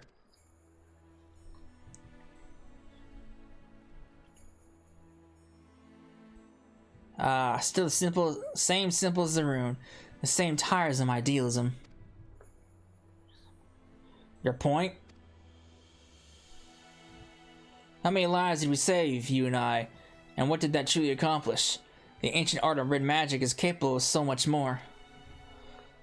A mage restricts the source of his mana, but accelerates the effects of his spells via the medium of his own physical form. And what would befall such a mage who would then attempt the same techniques while channeling the vast ethereal energies of nature? A fool's endeavor. The wielder would be consumed. Just so. And there we see the true potential of the art. Imagine the incredible powers we could unleash, were we not caged within these prisons of flesh. It was in the wisdom of the ancients that I discovered the means to transcend their limits. A method to transform one's vessel and command even grander magics. The price to be paid, however, was a costly one. Restructuring my body required years upon years spent in arcane slumber. And was it worth it? To splinter that which makes you mortal? I freed myself from my chains. I now command energies greater than any found in the black or white or the red. The Crimson Duelists are merely my first step towards greatness. Noble sacrifices for a greater cause. You damnable fiend!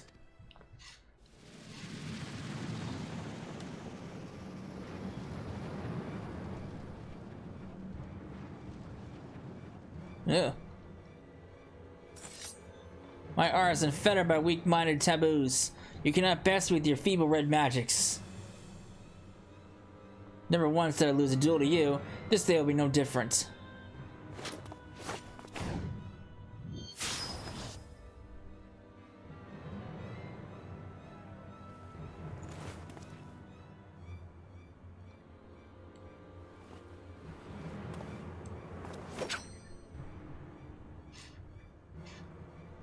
You always were the better fighter. I better succeeded in giving you a scratch.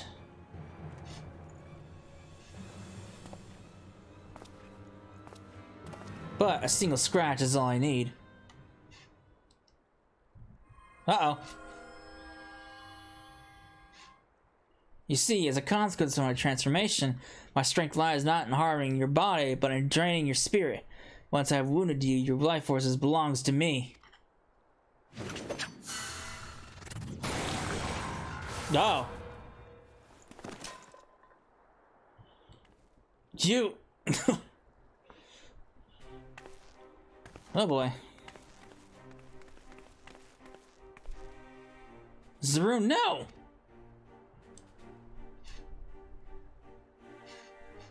Well, you yet draw breath. But not for long. also sends you to Thal's realm with the answer to your question. My reason for joining the Empire. My new form allows me to wield spells of a magnitude denied to ordinary mortals, but I must feed.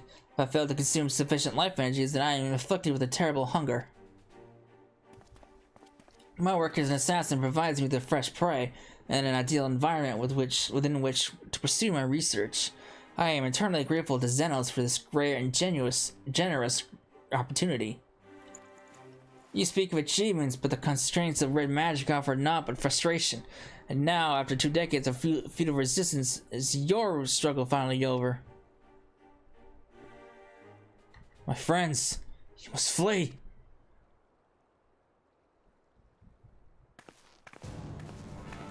This is far from over.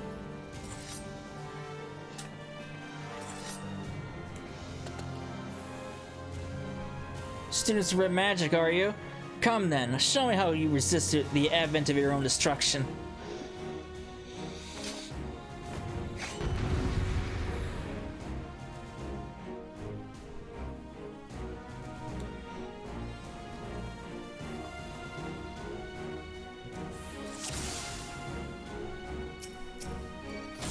I'll teach you the lie of your art is built upon the inevitability of your fate. We'll see whose art is a lie. With red magic, we carve our own destiny.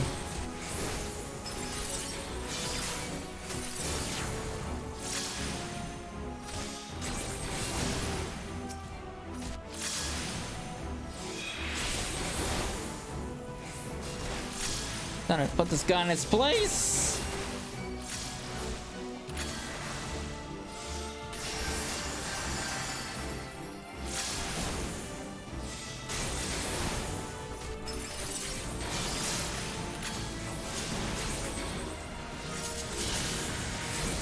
Yes, burn bright, little magelings. Your essence will be all the sweeter.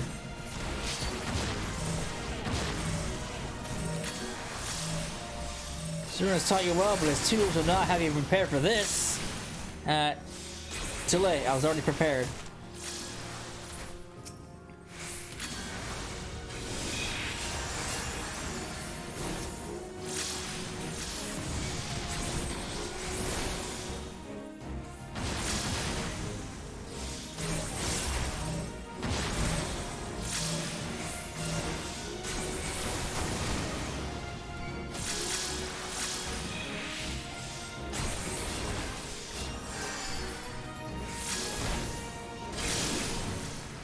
I've delayed my face long enough. Your souls are mine to devour. Remember we did this room. We cannot be wounded in that same way.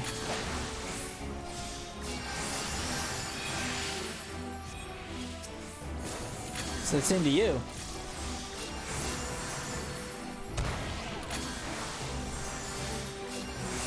Clever, you sealed your wounds with magic.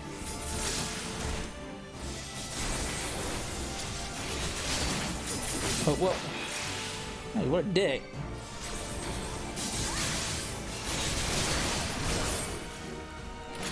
Cecil, be sure to heal yourself.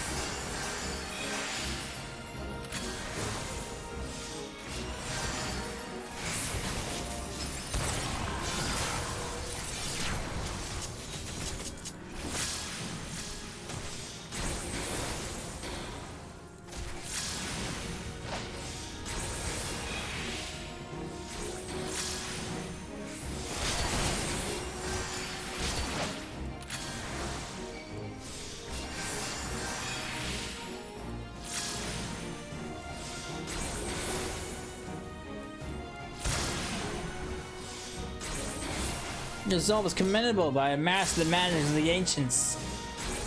Your mastery isn't doing you so good. Isn't doing you so well, buddy. Well, there's no escape. You're still so shriveled and void fire.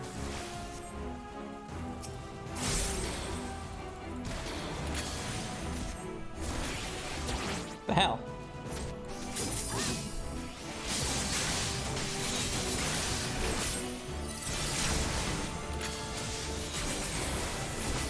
I'm afraid your balls of fire. What? No! The void ball was vulnerable? It was. Weak ass.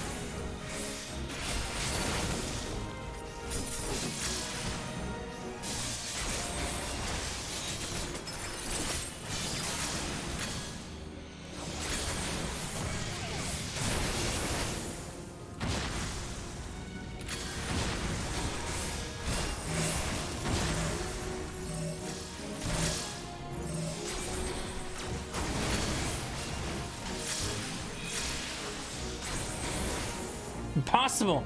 No mortal can rival my power. Too late. I already am.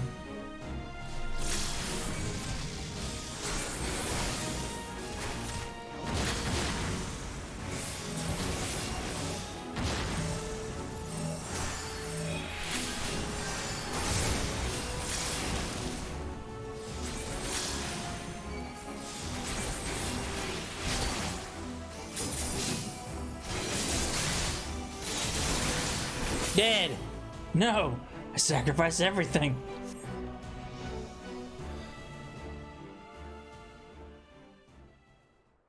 Did his bricks?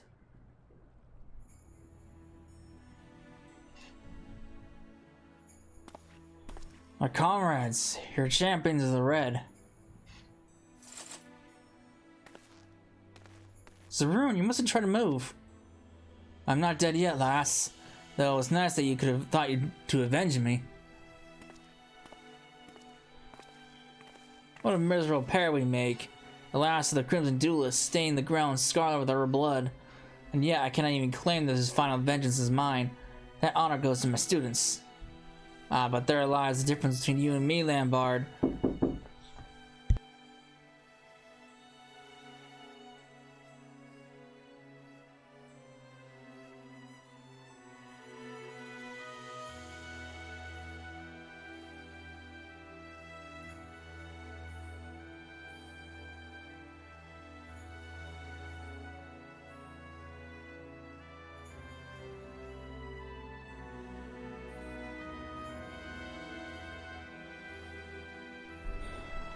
Sorry about that. Your puppets spoil your commands without question, but they'll not carry on your legacy without you're gone. Is that what 20 years of struggle has taught you? I admit the sense of justice with which you infect others has delivered you victory, on this day at least. But the fates are known for their spiteful twisted fortune. Take this aria of yours.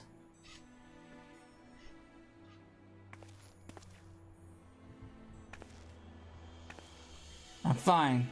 It was a trying battle is all. Will this be the injustice which breaks you? A pity I will miss your suffering.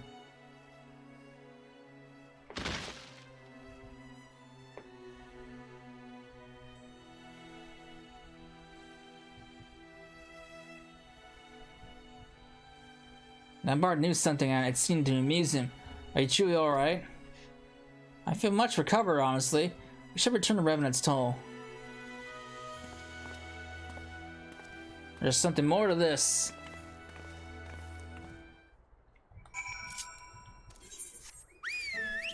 There's more to the story.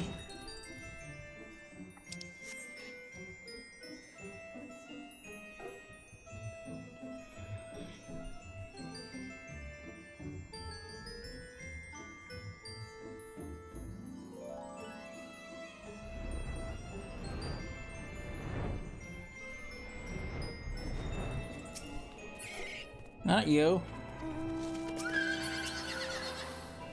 It's still an effort to remain upright, but I believe I'll live. Seeing how you countered a technique which failed me was a proud moment indeed. You and Arya make a fine team. I expect the deputy president will be along shortly.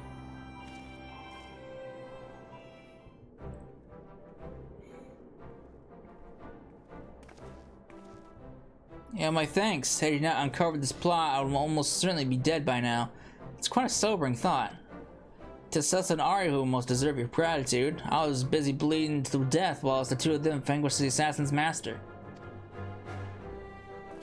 Is that so? Well then, feel free to send the bill of my expenses incurred on this operation to Sid himself. Huh.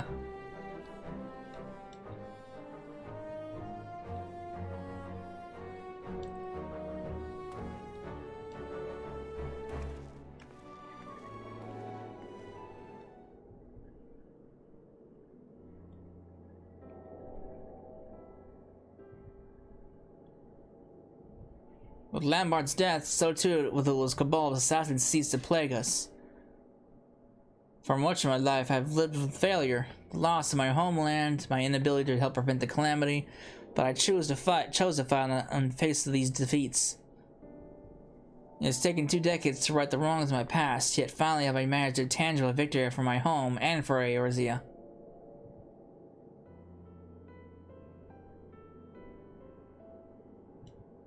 You made this possible. Thank you, my students, my comrades. Woohoo!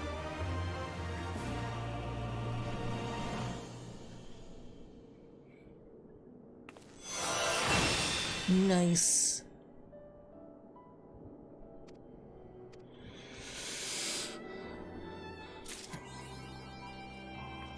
Oh boy. And that is the level 50 through 60 quests for Red Mage. So I'll be back when I'm level 70 where we can do these 60 to 70 ones.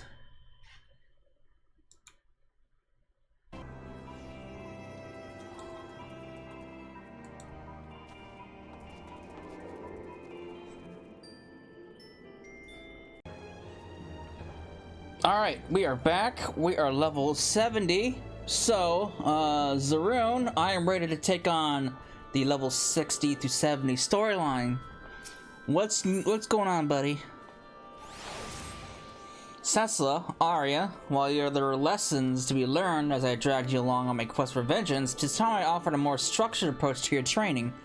With the support of you and your companions, Curtis's daughter has liberated Alamigo, but rather than return to in his moment of glory, I feel I can contribute more to the rebuilding of my homeland from without.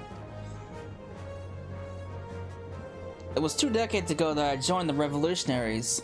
Though our motives were just, it was our actions that ultimately created a breach for the Empire to exploit. My time at the forefront of the stage has ended. To return to it now would only invite confusion and resentment. The revolution has since become the resistance, and the right to shape the future of Alamigo now rests in the hands of those who will live the coming age. No, I shall play my part by nurturing a new generation of red mages. I made my mark as a crimson duelist, but you will not be bound by my oath. You are free to decide for yourselves how to best employ the skills I teach you. Now, as for your studies, you are well aware of my proclivity for practical application. I must challenge you with a new frontier, to a place where the strong gather in search of adventure. To Idyllshire, my friends. Alright. I won't call that, well, no. Yeah, that's not New Frontier. What are you talking about, buddy? I guess it's new for us, because as a red mage, we've never actually been there. Alright.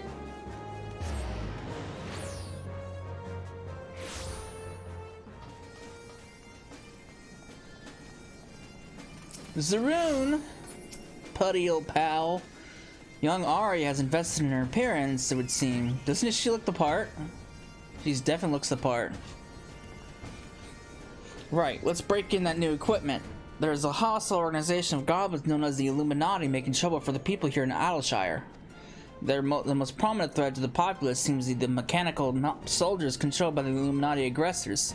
I say we do the locals a favor by using these clunking contraptions as a combat practice. After your battle with Lambard, however, that may well be all they amount to. Especially for you, Cecilla. Your master of red magic is such now that I dare say you can handle a mechanical soldier or two on your own. As for you, Arya, your spells are raw power, but you lack refinement. I think I would prefer to have you training alongside a partner. I wish to try fighting alone. Please understand, before I began learning magic, I felt like I scarcely existed. But when I work to match you and Cecilla, when I see myself improving, that's when I feel the most alive. I want not more than to become a full-fledged red mage. I want to stand at your side and fight as your equal. Well, far be it from me to stop you. Mayhap the perfect way to conquer your difficulties with red magic is to be alone in a situation which offers you little recourse but to rise above them. Both of you should head now towards the Archidon. and find your own mechanical foes to overcome. I'll be waiting for you here in the Maker's Quarter. Alright, let's do it. I can do that. It's a simple task. Sorry, I'm trying to fly, but you can't fly it out of Shire.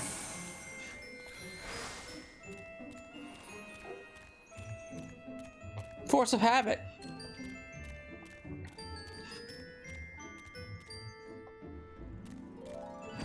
Alright, so I gotta go where? Down there?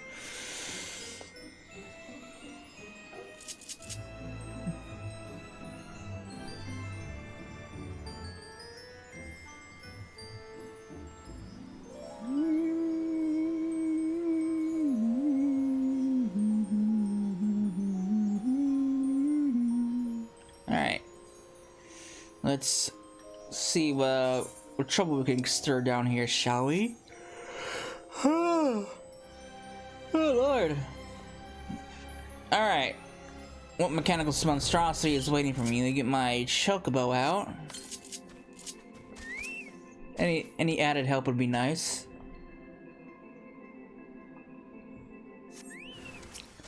Uplander asked for pain giving. What was that about pain giving? You just died.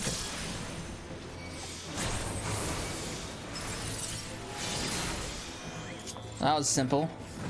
Alright. I made my mark. Gotta go over here.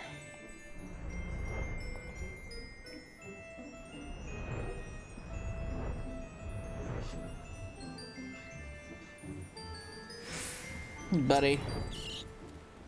I've come to recognize that confident step. Well done, Cecilla.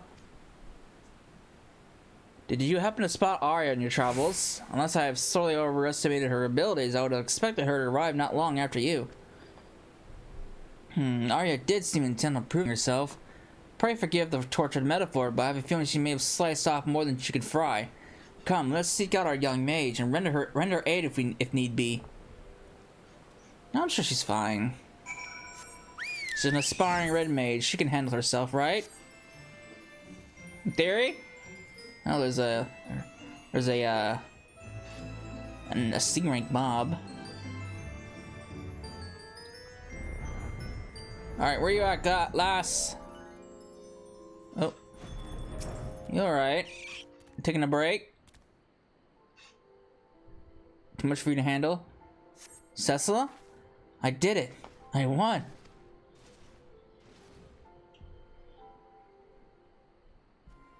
Oh, this doesn't seem like cheery music. Cecilla, there you are. Is Arya unharmed?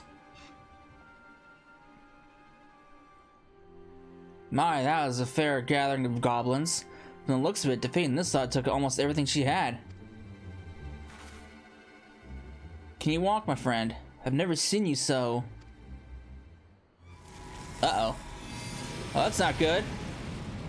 Oh, her hair's turned red. Give them to me. Your life energy, your soul. I must feed. Uh-oh. Her hair, she's becoming like Lambard. Stop this, Arya. There's no use. The hunger is taking over. We'll have to knock her senseless. Oh boy.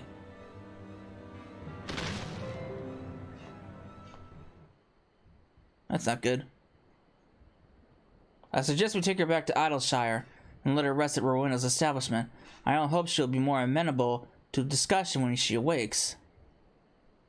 Oh boy. Well, that's taking a turn.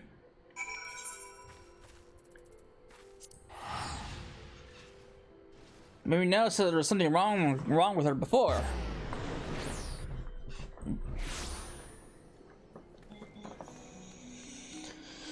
Okay.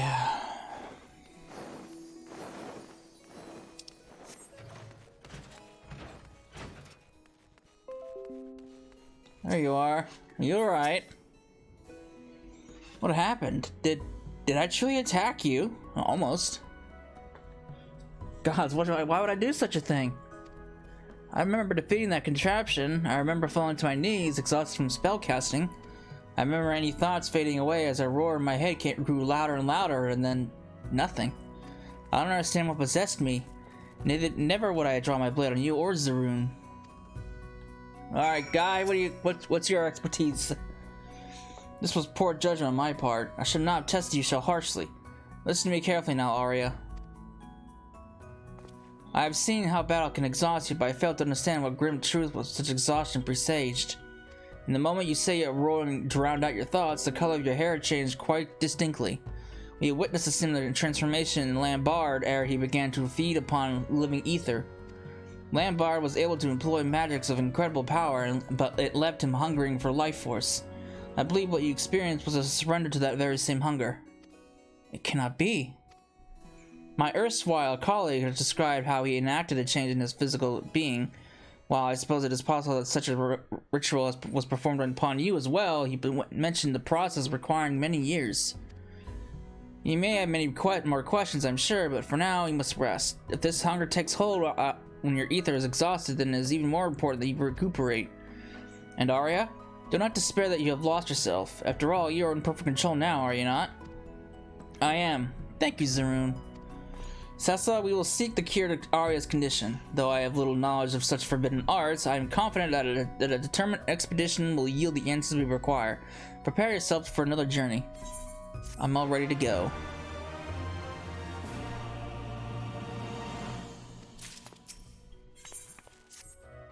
Are you ready to depart? The journey I have in mind will take us into the mountains of Girabania, where we'll visit the ziggurat built by the Red Mages of Eld.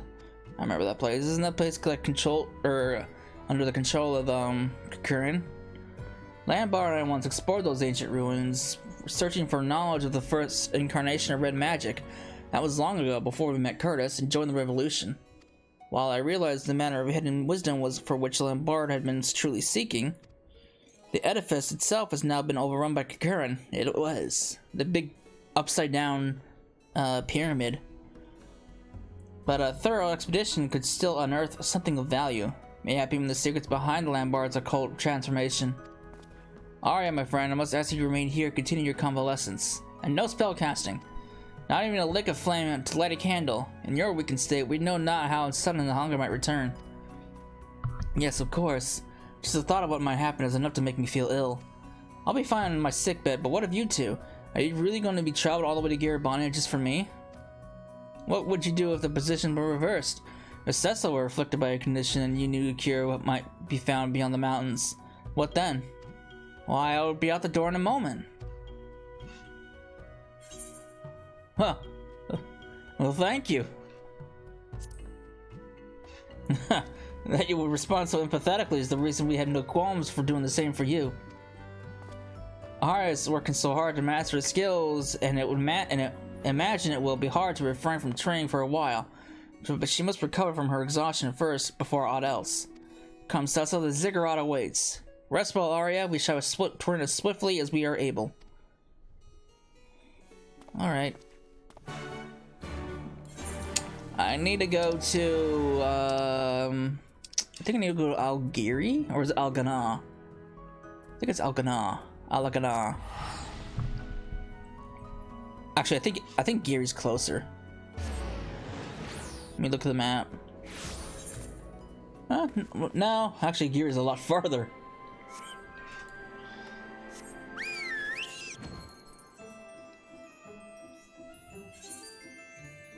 Alright.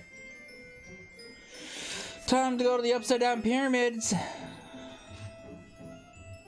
Well, I guess it's not really upside down. It's kind of like, it's kind of upside down, sort of. It's the double pyramid. It's the hourglass. There it is. The hourglass pyramid.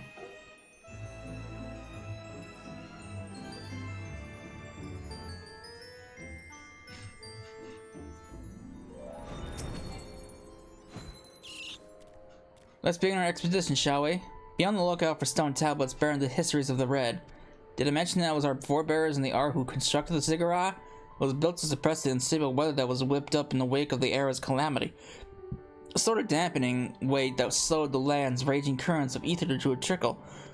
In time, however, the ziggurat also became a library, where successive generations of red mages enshrined their stories and their secrets. It is a shame that so many of these precious slates have been since lost to plunderers or simply worn down by the ravages of time.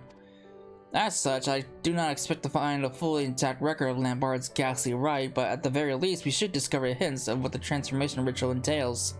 You take one way and I'll take another, and we'll both take care not to fall prey to concurrent bandits.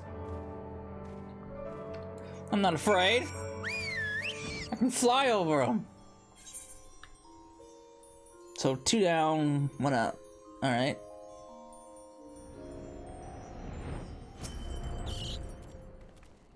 There's a cracked tablet right here.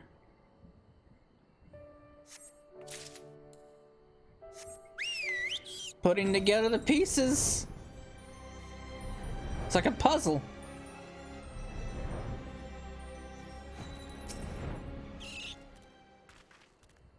Get this stone tablet.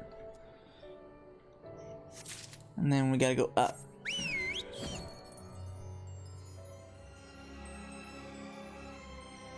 All the way to the top.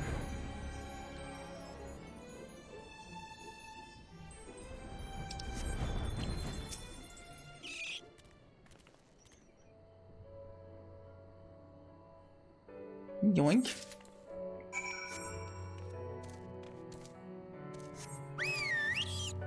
All right. Got my tablets. Now I'm out of here.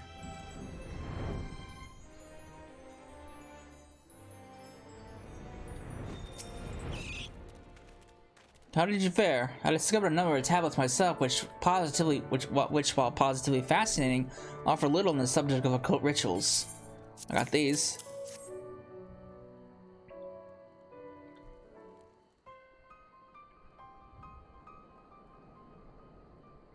Oh, if I'm reading this one correctly, you may have found exactly what we were looking for. It appears to be a record from a time before red magic was unified as a distinct discipline. The passage describes a rite by which one can make a pact with the void sand and ingest its blood in exchange for supernatural power. Even amongst their kin, certain creatures of the void harbor a voracious appetite for living ether. Lambard must have acquired the ability to siphon his victim's life force from one such fiend. The practice in question is said to have started with the family of Maki sorcerers who lived in the era preceding the Sixth Umbral Calamity. For red mages, those whose arts draw so heavily upon their own ether, there is an obvious, if distasteful, advantage to stealing a foe's life energies. And if one can employ such entities to fortify and sustain one's own form, as Lambard did, then one can even wield magics beyond the limitations of ordinary mortals. Not surprisingly, however, its tendency to result in ether-starved madmen led to the rite of being declared a forbidden art. There's more. Some mention of an alchemical concoction that would serve to sate the hunger for ether when living prey was unavailable, and the helpful scribe has even included a method for its preparation. Arya's transformation was strikingly similar to Lambard's. Surely this concoction would prove effective at curbing her condition as well. Let's see here. It seems the main ingredient is a chunk of semi-crystallized ether. Such a substance could be drawn from the core of an orolith, and I'm thinking the bigger the better. If I recall correctly, there are oroliths found to the east in the vicinity of the Sleeping Stones. Pray find yourself one of the larger specimens and procure an ethereal core. Once you have what you need, we can rendezvous in the hamlet of Alagana. I shall busy myself collecting the other ingredients. Alright. Let me do the fighting, huh? What am I saying? He probably has to fight stuff too. Way over there, huh? Wait, is that the oh, I remember that place. I think. Isn't that where yeah. It's like the little arena area over there. I remember. I had to get around a hunt mob for an ether current.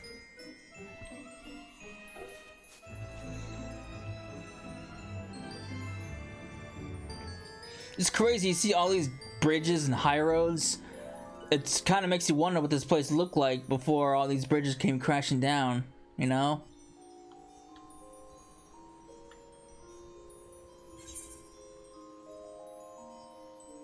Especially to these cut-off areas like this.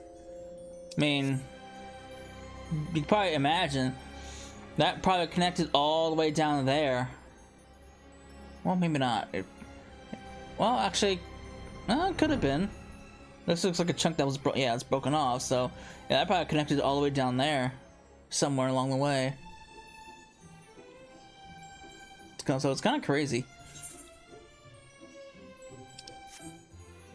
how big this area, what this area used to look like. It's kind of like the whole, with the whole Amdapor thing. How I've always was interested to see what Amdapor looked like in its prime.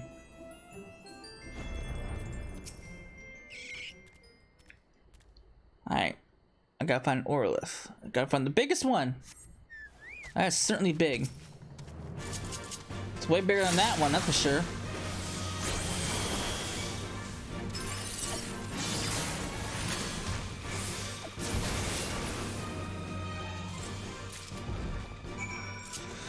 Alright. Algana. Might as well just teleport over there because it'd be faster. Algana.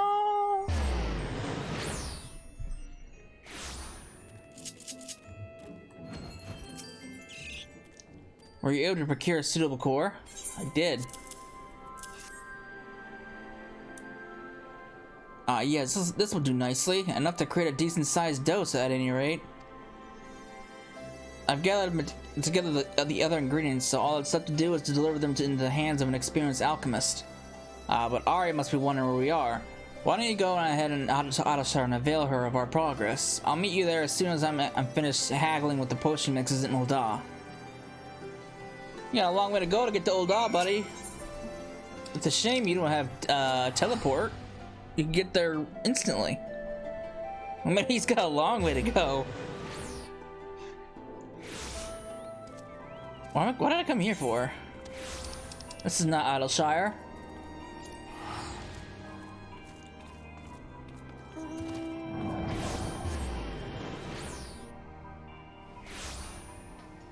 Alright.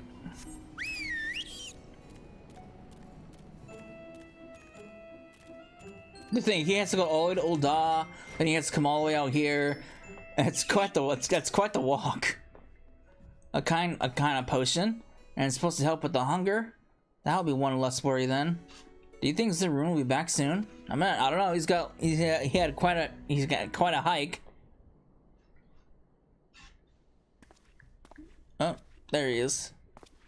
I am returned. Arya, pray drink this concoction, and I shall tell you of our discoveries in Giribania.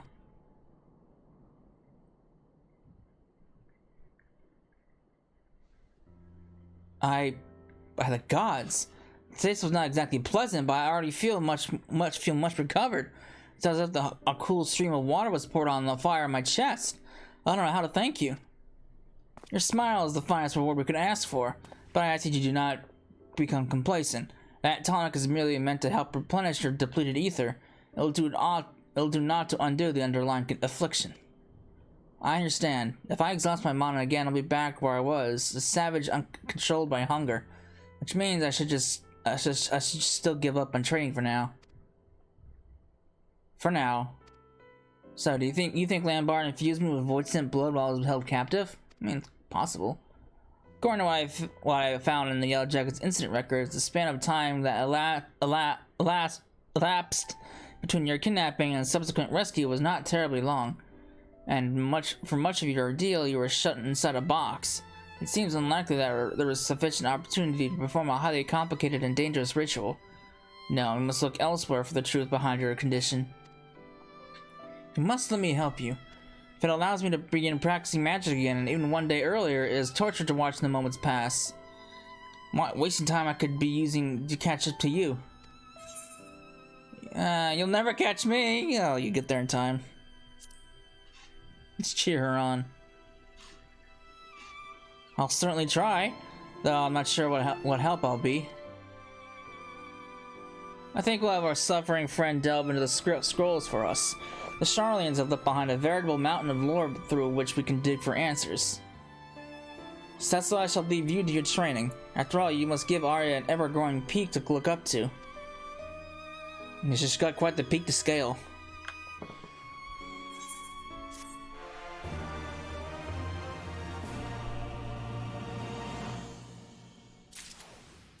Alright. What secrets have you learned? According to Cecila, Arya and I have begun wading through a sea of ancient texts, and we've yet to fish out any promising cures for her condition. I did, however, recall something which may help narrow down our search. Long ago, Lambert had one particular book which she would read with uncommon intensity. I've forgotten the title now, but I do remember that inside it there were scrawled the memoirs of a deranged killer who was executed as a heretic in Ishgard. This criminal is said to have committed a number of ritualistic murders, all carried out with the most peculiar form of thaumaturgy. I merely thought it a vulgar choice of reading material at the time, but now I wonder if that peculiar form of thaumaturgy was what kept Lambert glued to its pages.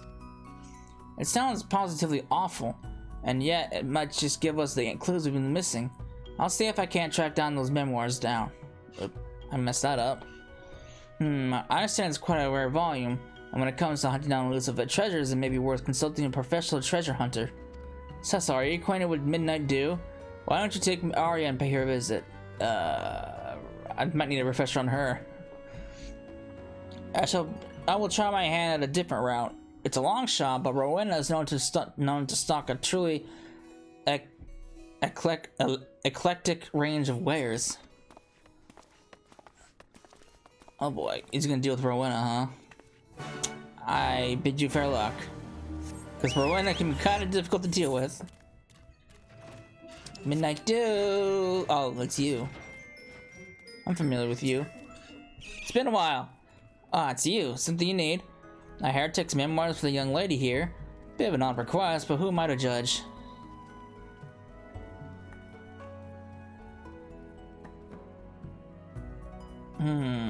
Oh, so you're working with Zaruntia then?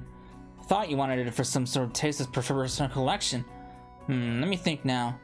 Ishgardian heretic, ritualistic killings. Oh, hell, it couldn't be. One of my fellow salvagers was just telling me tales of a treasure he spied in the Great Gubal Library. A rare book called Nightkin. Claims he glimpsed the title as he was running for his life through Rhapsody's quadrangle. It is a sought-after tome for collectors of the macabre, said to be written by an Ishgardian murderer who believed himself some manner of demon.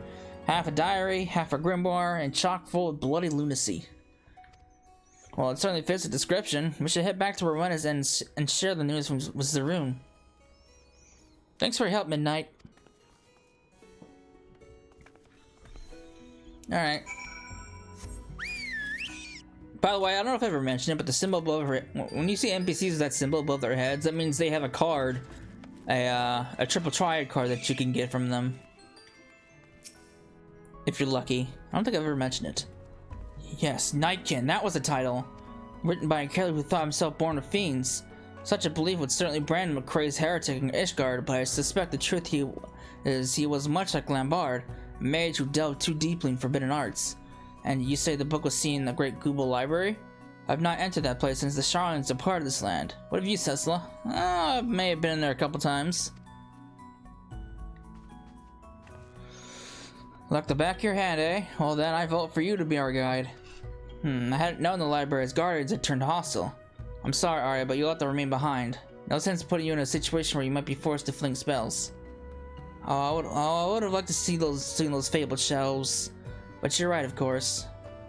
Come, Cecil, let's hurry through the hinterlands and ere some intrepid scavenger makes away with our prize.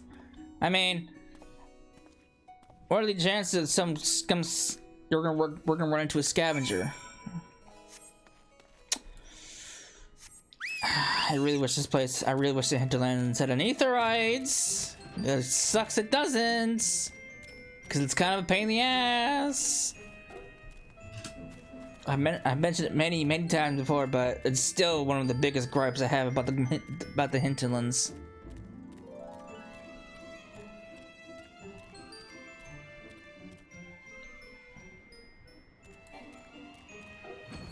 Now you had two perfect spots for an aetherite. Back over there, which I can probably understand why there's not one there, because that's a fate area, and maybe one over here somewhere. You got potential of at least one aetherite around here.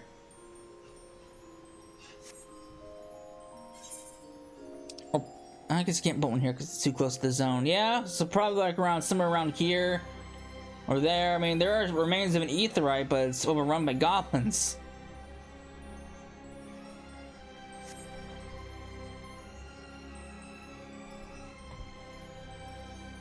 Gotta get above this metal monstrosity.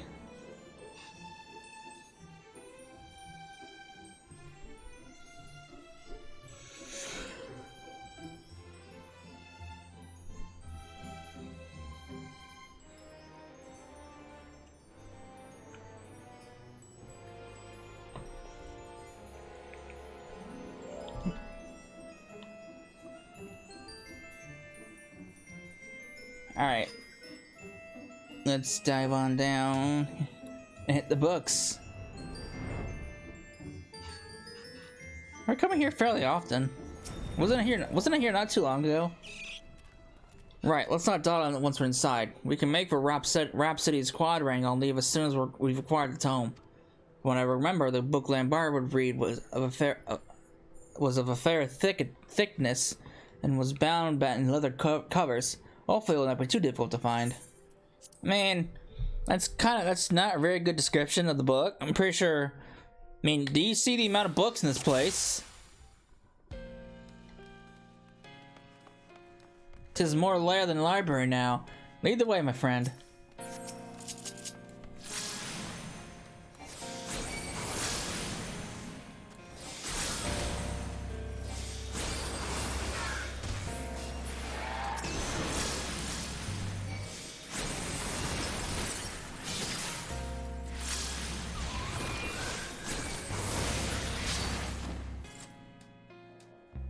Alright, well, no flashy tome here.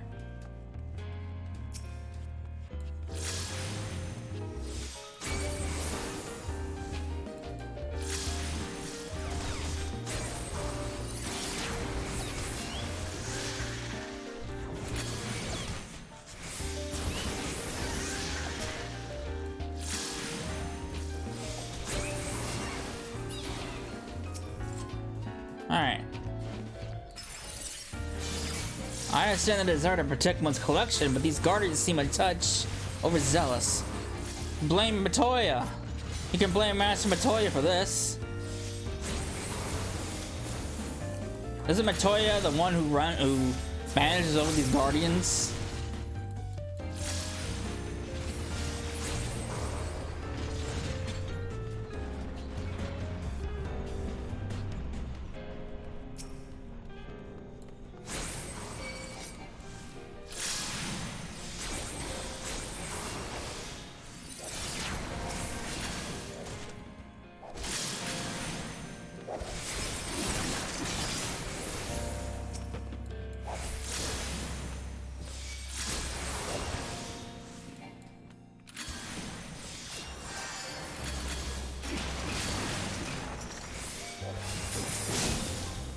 Alright.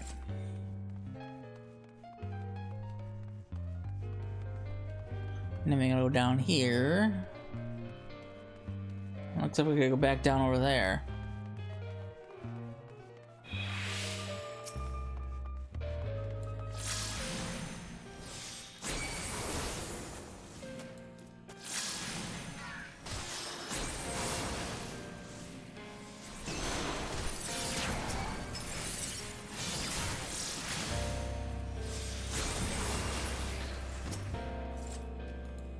Get out of my way, Logos!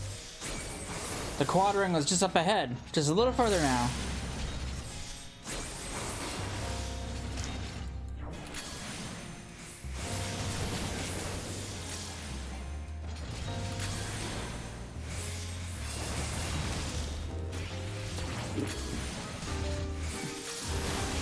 Dead!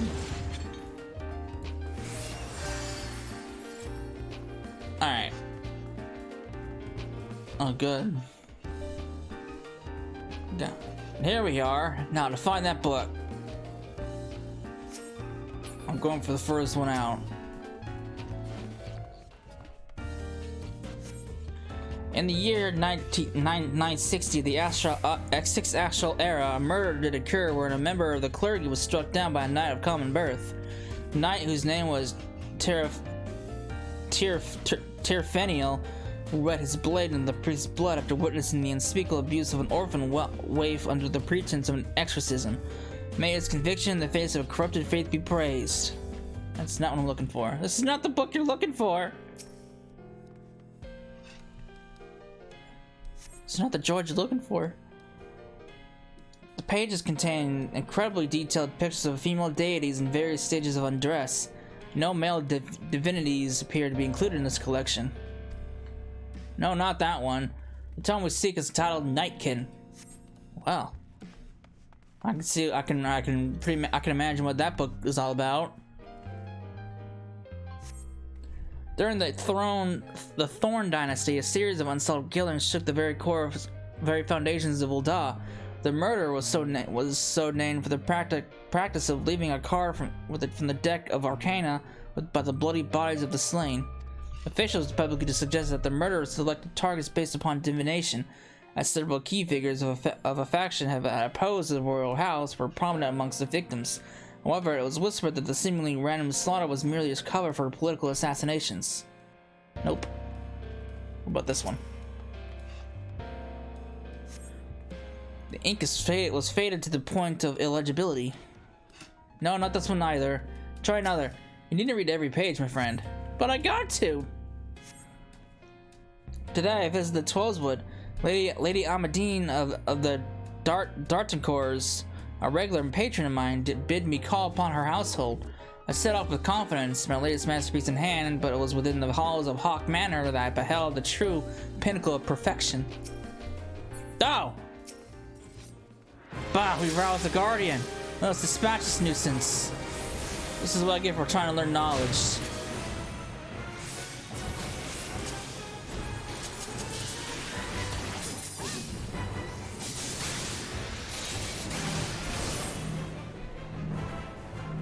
I know your tricks. I've done this dungeon before.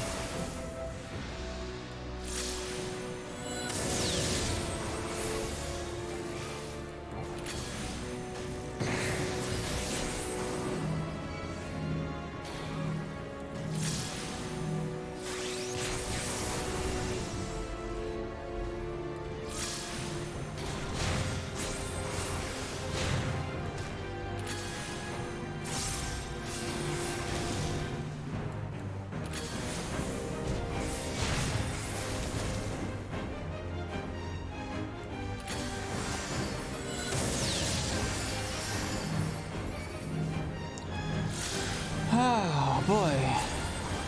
Ah! Gotta go to the sprint.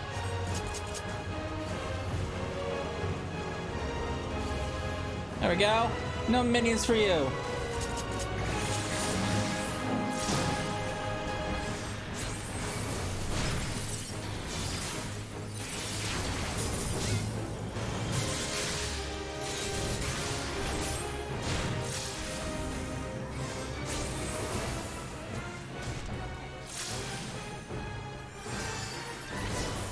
Haha!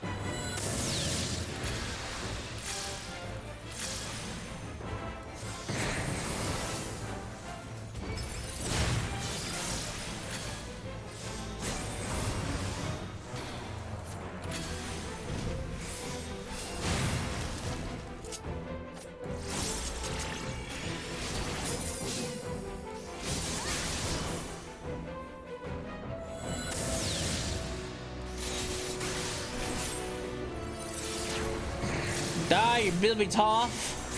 We almost have it. End it, sorry, tale, Cecilla. If only had a limit break.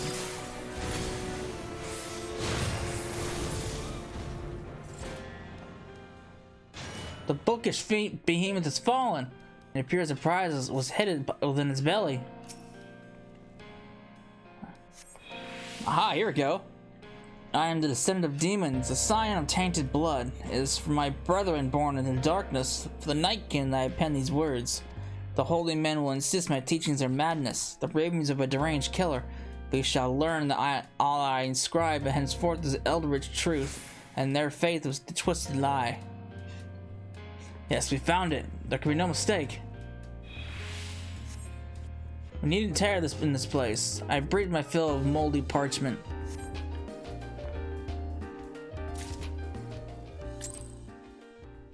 Alright, that was fruitful. You did well in there, Cecil. I've never known acquiring a book from a library to be such a strenuous endeavor. May I see the tome? I mean, when it's filled with monsters. Yes, the author does certainly seem convinced of his demonic heritage. I can see how the clergy of the time would have passed these writings off as a heretic's delusion, but the spellcraft contained within is but incoherent rambling. Within his memoirs, this mage has provided specific instructions on the workings of forbidden sorcery.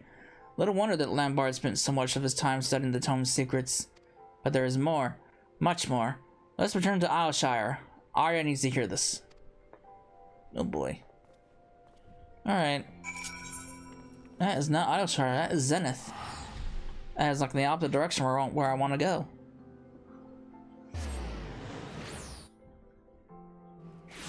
Alright.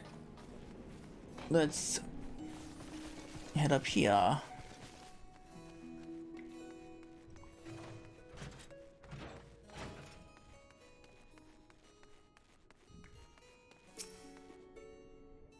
I've just finished slocking through the last pages of the Nightkin. There were truths I discovered which made it difficult to continue, but amongst the mounting sense of horror, I found hope. Thus I bid you listen to the end of my tale, and I shall begin with the author himself. Alright, what'd you learn?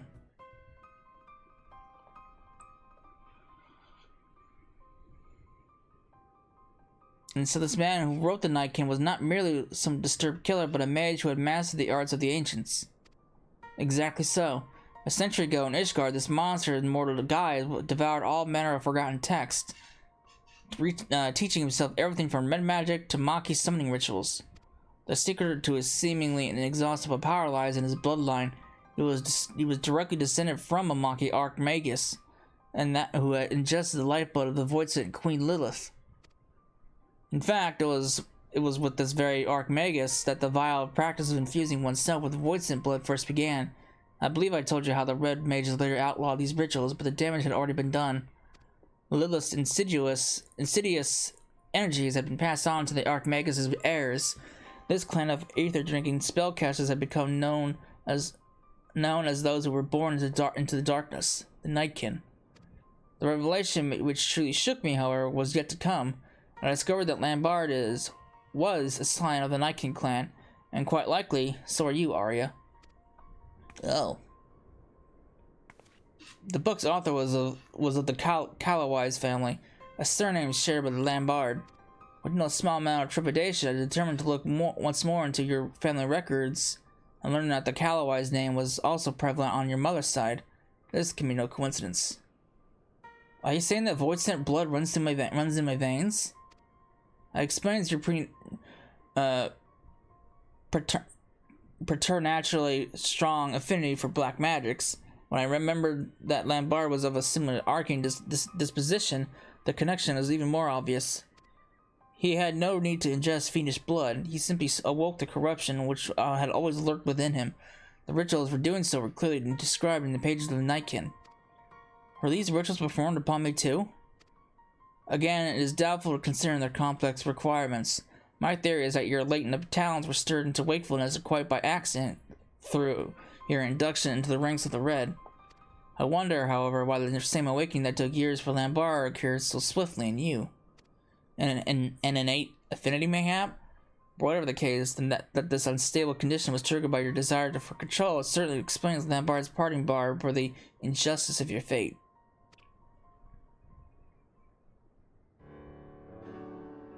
But all is not lost. There is a way to undo the curse of your lineage. The first Callowise drew Lilith into our physical world by providing a mortal host for her soul to possess. He stood unflinching before the fiendish queen he had summoned and forged with her a bargain of blood and darkness. Once the Archmagus had partaken of her essence, however, he entrapped her inside a heavily clipped box. Her material form thus captured, Lilith was unable to return to her shadowy realm. It was written that her imprisonment on this plane of existence was an unnecessary act, lest the potency of her blood rains began to wane. Do you understand what this means, Arya? I think so.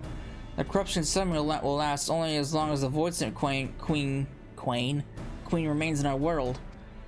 Oh, I see. We need to find that box and banish Lilith back into the void. Exactly right. Defeat the Voidsent and the curse upon your blood is lifted.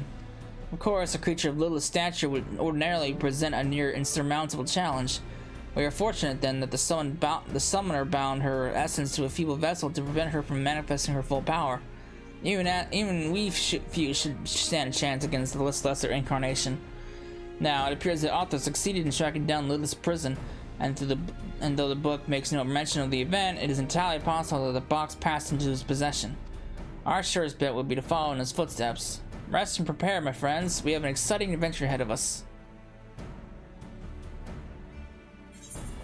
Alright.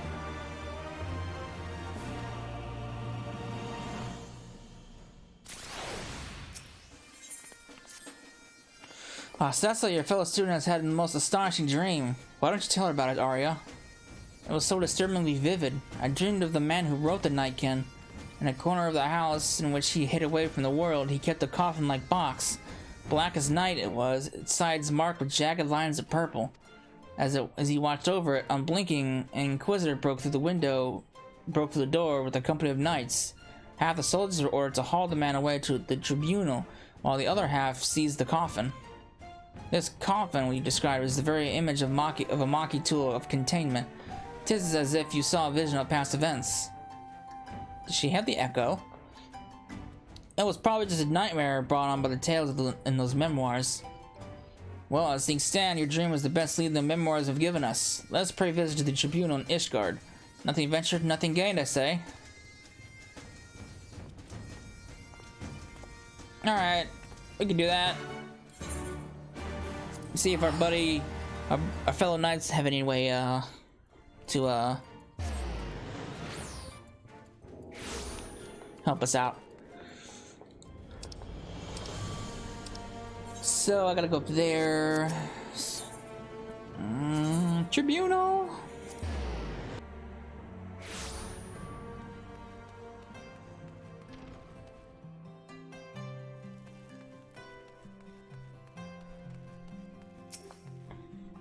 Cecil, thank the gods, this officious bureaucrat refuses to allow me access to the records. May I have he'll listen to you? Cecil, did you say? What strange coincidence did you bear the same name as... Ah, it is you, in the flesh! My apologies for not recognizing you sooner. Whatever the hero of Ishgard requires, we shall not hesitate to provide. This was in regards to the heretic killer who led those awful memoirs, yes? A request shall be given the highest priority. Pray understand, however, that records of objects seized in the previous century are not immediately at hand. It may take some time to scour the archives. Just like that, eh? A moment ago you were ready to cast beyond the snow! Mayhap you should take Arya on a tour of the city. I'll stay here with our new friend to help guide his search. Alright. I suppose we could just be in for the way here. Could we just go to the last vigil? I hear the view is spectacular. Alright. Time to give her a tour of the city. A mini tour. I guess it'd be easier if I go down to last vigil down here, because I can teleport to it.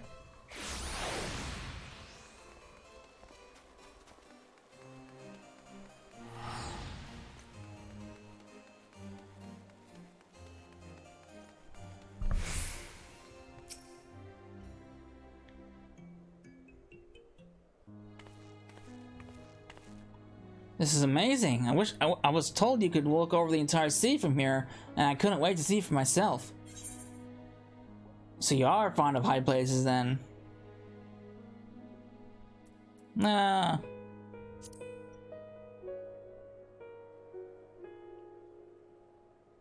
It wasn't before then. if I wasn't before then, I've certainly become so. I want to burn this first sight of Ishgard into my mind, to fill the empty spaces in my memory and wonderful vistas. When you first rescued me, I knew not who I was or where I belonged. As I've said before, I've scarcely felt that I existed. But the well of my memories is no longer empty, though it has been but a small fraction of my life. My journey with you has shaped me into what I am now. So, you can understand why I'm so eager to return to our training. Red magic has given me the power to fight against the fate that will let me hollow.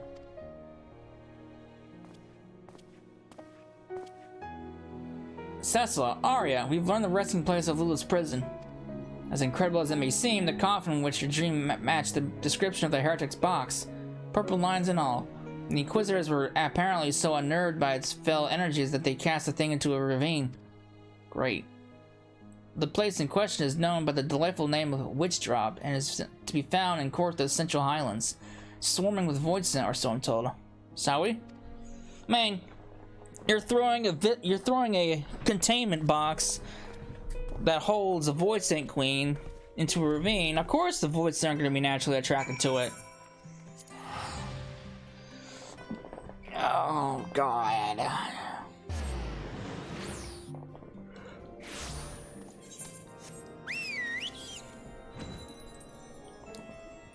I can only imagine what Ishgard's gonna think when Reapers come into play, because Reapers are they use the void scent.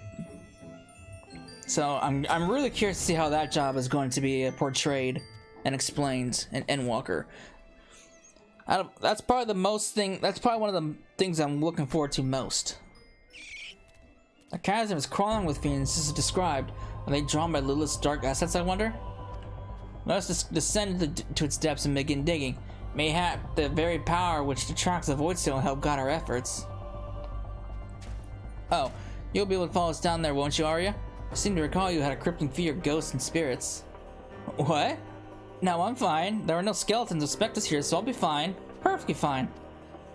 So fine you felt the need to tell me 3 times? Well, considering your current troubles with spellcasting, you'd best stay close in any case. Alright.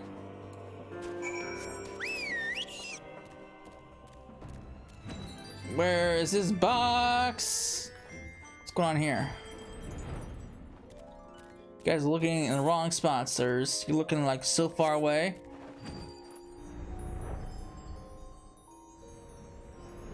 Alright.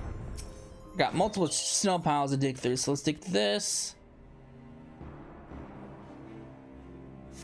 An ominous coffin lies buried beneath the snow. Alright, first try.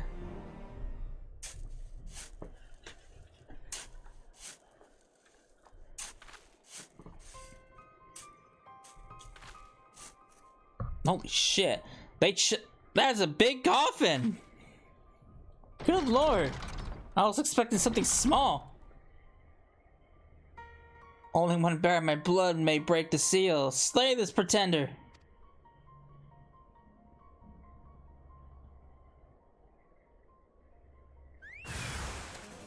It's a big coffin. I was expecting something small, you know? Not an actual coffin.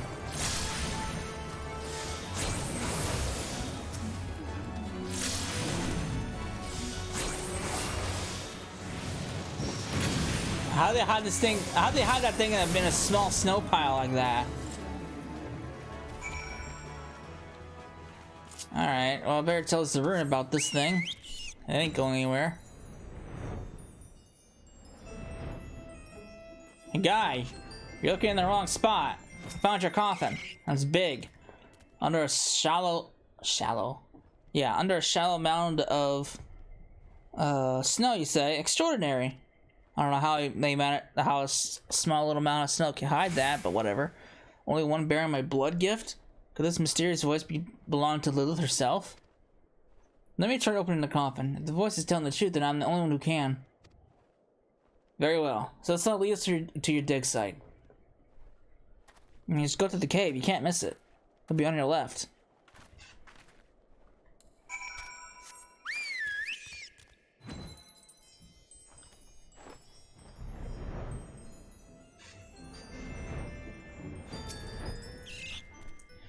It looks just as it did in my dream. I'm going to open the lid. I can feel the waves of malice even through the wards. This is no lowly imp. Proceed with caution, Arya. Lilith may be in a weakened state, but she is still a queen amongst her kind. Let's not be caught unprepared.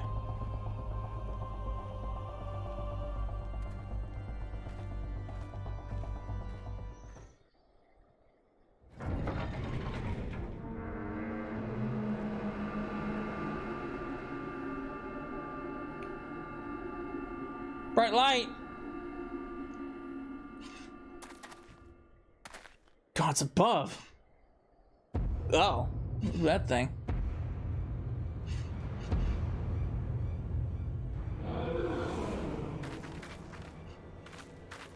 That big thing was hiding in a small coffin like that? At last, I am free from that miserable prison. 1,000 years of scheming come to fruition. Yield unto me thy vessel, that child, thou shalt be a host to mine immortal glory.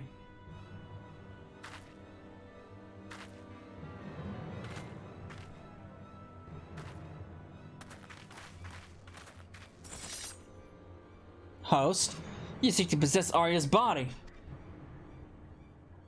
A masterpiece of centuries. For generations have I guided the dreams of my blood-gifted, bringing them together and strengthening their line. When at last the Chosen was born, I sent another to secure my precious vessel.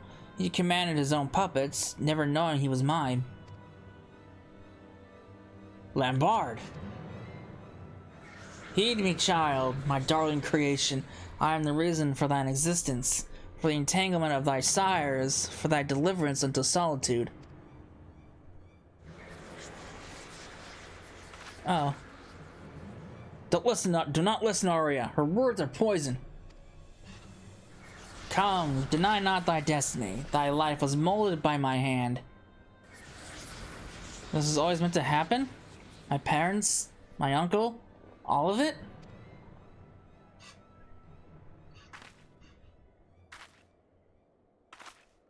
Sweet child. Ah! And they're gone. Great. Arya, no!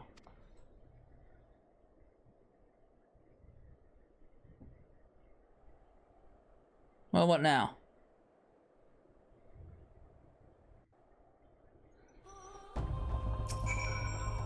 God damn it! Arya moved as if entranced. Lilith must have some hold over those who bear her blood. It was Arya's dream that led us here, into a trap. If we were to believe that hissing serpent, this meeting was 1,000 years in the making. But all is not lost. See how she did not immediately claim Arya's body for her own? From what I understand of such things, in order to possess a mortal host, Lilith must conduct ritual of exacting preparations. There is time yet to deduce the location at which she fled. Let's return to the pillars and consider the possibilities. Oh, there are so many places where she could go. It's a Maki origin and design, Amdapur or the actual city of Mach. Where am I going?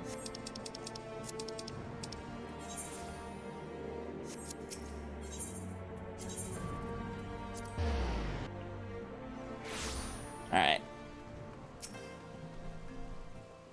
Lilith's words yet echo my ears. Deny not thy destiny, thy life was molded by my hand. Arya became a red mage to gain control of her fate, and I'll be damned if we abandon her to this one. So what are we gonna do? But first things first, we must expend our every effort towards finding the place where the Void Scent was taking our colleague. The ritual preparations will not take forever. Alright, well, hopefully you have some idea. Cecil decided we should go to the Thaumaturge's Guild in Ul'dah for help tracking down Arya, of course. I've been doing some research into Void Scent possessions, and as I suspected, the process is not a simple one. Even so, I doubt we have time for me to truly become a full-fledged expert on the subject. We need one right now. The Thaumaturges are one of the few organizations familiar with our quarry, considering how they are also modern successors to the arcane knowledge of Mach. The shells may even hold ancient lore that could tell us more about Lilith. Let's be away. Thaumaturge, just... Alright. It's been a good bit since we were there. So let's go check up on our old buddies.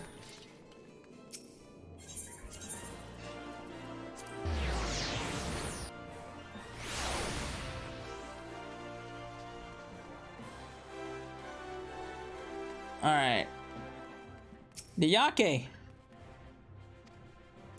Help me out here. Sessa, I've just been explaining our woes to Prelate Yayake here. Well, when Zarun spoke of another call, I did not expect a meeting of our very own avatar of destruction, or devastation. Now then, the tomes with passages pertaining to the void sent Lilith are all forbidden occult works. Abhorrent volumes chained to the shelves in our deepest archives, never again to see the light of day. I'll just pop back there and grab one or two. You could wait over there for a moment.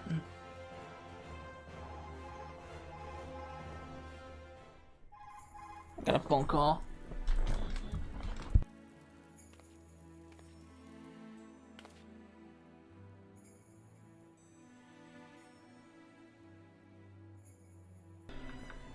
By far, she's even more sinister than I imagined. With no mention of her presence in the past millennium, I had thought Lilith destroyed, yet it would seem she is very much alive and exceedingly dangerous. Her most fearsome aspect is the power to enslave a person's will. If we include all those with even a whisper of her essence within their veins, she has slid inside the minds of a veritable army. The sigil employed by this Lambard of yours is a second-hand manifestation of Lilith's ability. He would but need to coat a tool with his tainted blood, and then engrave her name in the flesh of his victims to create the unthinking puppets you described. That was but a faint echo for true power. Correct. A power she will not hesitate to bring to bear on the mortals she so despises. Archmagus Callowise made doubly sure of that when he lured her into his trap. As well as a talent for draining the life force of the prey, Lilith is also known for spitting venom, a truly hideous opponent. But the Archmagus came prepared with potent antidotes. Undone by her summoner's treachery and the limitations of her mortal host, Lilith found herself divested of her beloved Ra and sealed inside a Maki sarcophagus, and then spent the next 1,000 years plotting her escape. It is as you say, but mere freedom is not her endgame. Above all else, I imagine Lilith desires a form which allows her to manifest the fullness of her terrible power. She means to reinvest her soul within the perfect vessel, and thus enhance the strength of her incarnation by an order of magnitude. The perfect vessel. Lilith carefully orchestrated Arya's conception over the span of centuries. If we do not oppose her now, I dread to think what havoc of such a cunning and powerful fiend could wreak on upon Eorzea. Look what she has accomplished already. So subtle were her manipulations that not a single one of the Night can realize her plan or sought to destroy her. Well, this has all been very enlightening, but we are still no closer to finding Arya. Have you any ideas? In order to invest herself within a new host, Lilith will need to recreate the conditions of her original summoning as faithfully as possible. Alignment of the stars, weather, location, that sort of thing. The location I can tell you. Assuming the ground itself hasn't fallen into an abyss, Lilith will have taken your friend to a summoning circle in the ruined city of Mach. So you've been to the Weeping City. No getting there without an airship and a pilot, eh? Oh, but do not worry. We know of the very person who can help us with that on that account. Deputy President Jessie of the Garland Ironworks. I shall contact her immediately. Alright. Looks like we're making a trip to the Weeping City. I've been in touch with Jessie after that assassination business, as she puts it. She was more than happy to lend us a company ship. Prelate Yayake, you've been an immense help. How can we repay you? That won't be necessary. Megillah was already richly compensated by a certain merchant. He requested that we aid any mages of the Red who might happen to seek our knowledge. Are you acquainted with Master Wilkin? Oh, it's him. It would seem he's been quite generous in spreading his wealth around Ul'dah to ensure you encounter no refusals or inconveniences. Well, the gratitude of a wealthy merchant is a fine thing to have. Right, tis time we're off to Revenant's Toll. Jessie will be waiting. Don't forget to stock some antidotes! I'll be terribly disappointed to hear you died to Lilith's venom after the tale I told you. I don't need no damn antidotes. Poison doesn't hurt me at all. I'm not afraid of some poison. I'm going in with no antidotes.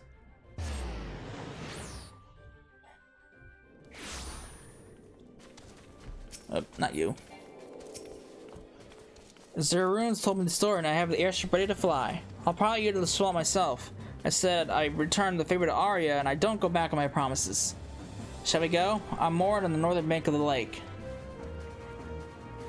So the plan is simple. We cut through the ruins as quickly as we can and unleash myriad hells on the Void Sent Queen. The outcome of this battle will decide Arya's fate. Bring everything you have and make sure that includes a vial or two of antidotes. No, I'm good. I don't need antidotes.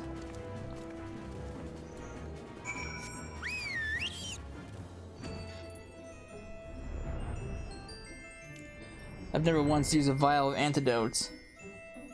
A vial of anything. The only vial of anything I've used is potions, and those are only in extreme cases.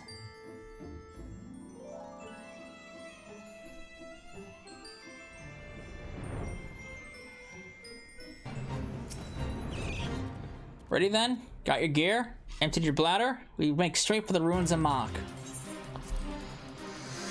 Alright. All aboard, folks. I don't know how much of this demon witch, much about this demon witch, but you send her back to the void.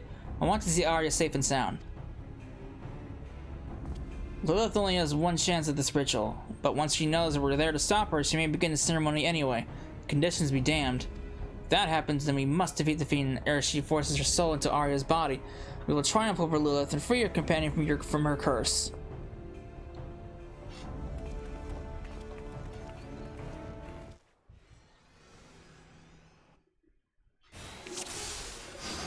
Goody goody. We must rescue Arya before it's too late.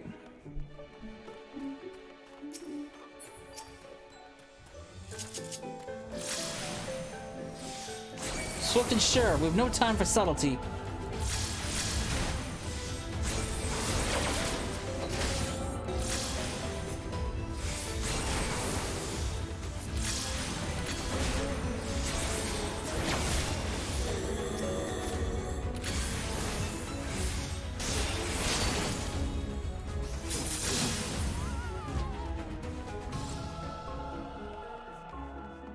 Alright. Get these things out of my way. Cut through these pests.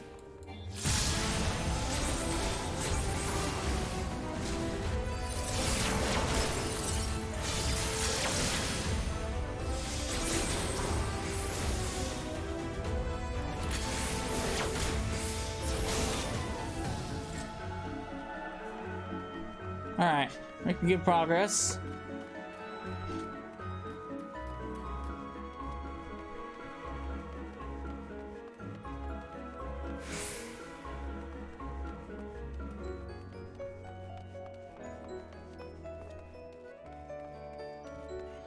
And away we go.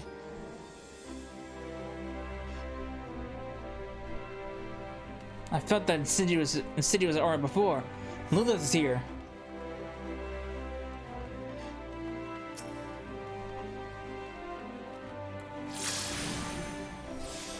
Meddlesome vermin, the vessel's mine. The alignment was not perfect, but it will suffice. No, that light. She means the force of transference.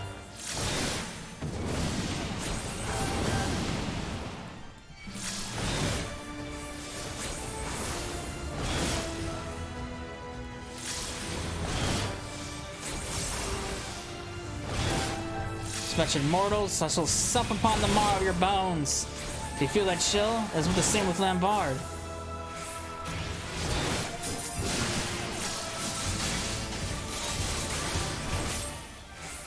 You ruined my combo, you asshole!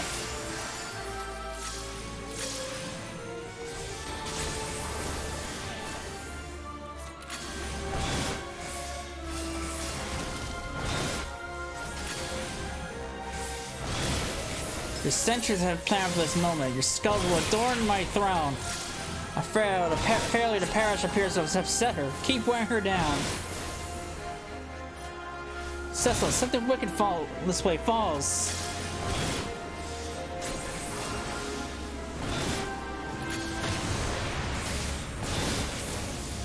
Think you beat me? Infernal flames of the void, consume! Just as fiery spheres as the Lambard. No, this is much worse. How's that worse? I still easily avoid them.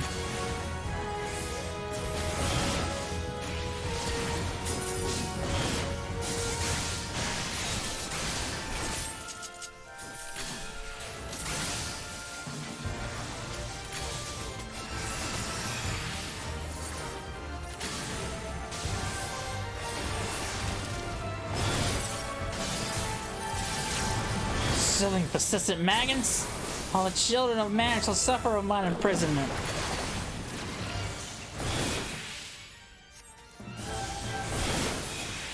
Fuck your poison. I'm not afraid of your poison. Death to the queen!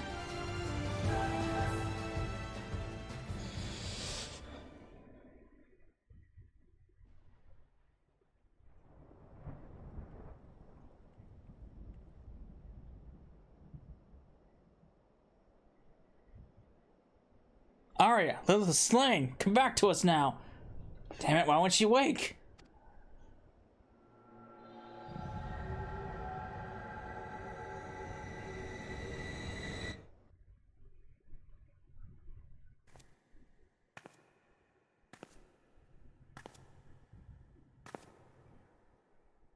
Where am I? Where is everyone? I see. This is my own mind. I'm being forced aside by that fiend. Yes, accept thy fate, child. Mine own form was destroyed, but within thy vessel was my soul taking refuge. Once thy will have diminished into oblivion, mine essence shall transform this shell. I will arise anew, glorious and complete, and then I shall wreak my vengeance upon all children of man. Seek not to defy me, my darling creation. Surrender to the void. Surrender to me.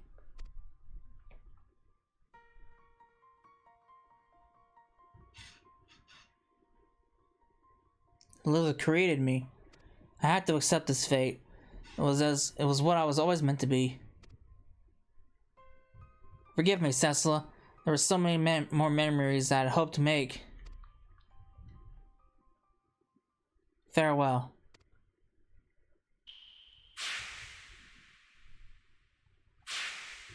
Can't give up. No, this cannot be be all there is. I want more. I want to live. Do not torture yourself, thy side child. Your will is forfeit. Thy fate is sealed.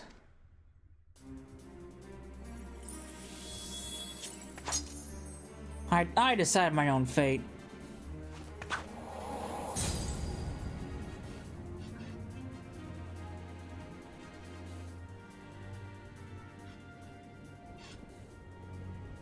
Arya, welcome back, my friend. Suzerain? Cecila?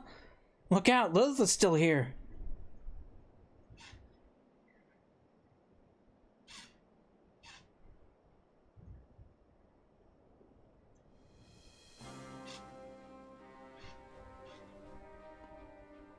Your soul is safe now. Lilith is gone. You triumphed over her at the last. A chance I wouldn't have had if he hadn't destroyed her in the flesh. With the stout heart and the power of red magic, there is no foe we cannot overcome. As the two of you have so aptly proven.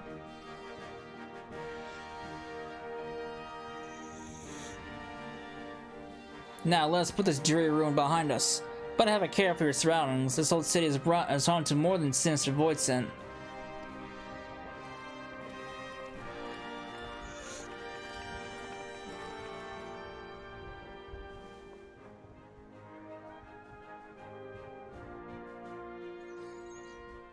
Alright, we're back! Safe and sound! We did it, Cecila. 'Twas a hard-won battle, but your heart and steel carried the day. And we must express our gratitude to Jesse for conveying us into the ruins in the first place.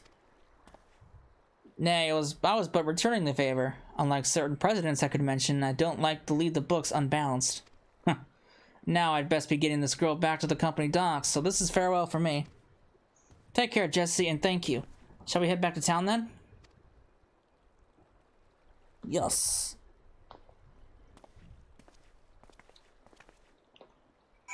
I use but just teleport straight back there. I get there faster than doing that than just flying back over there. Look at that, I'm already there.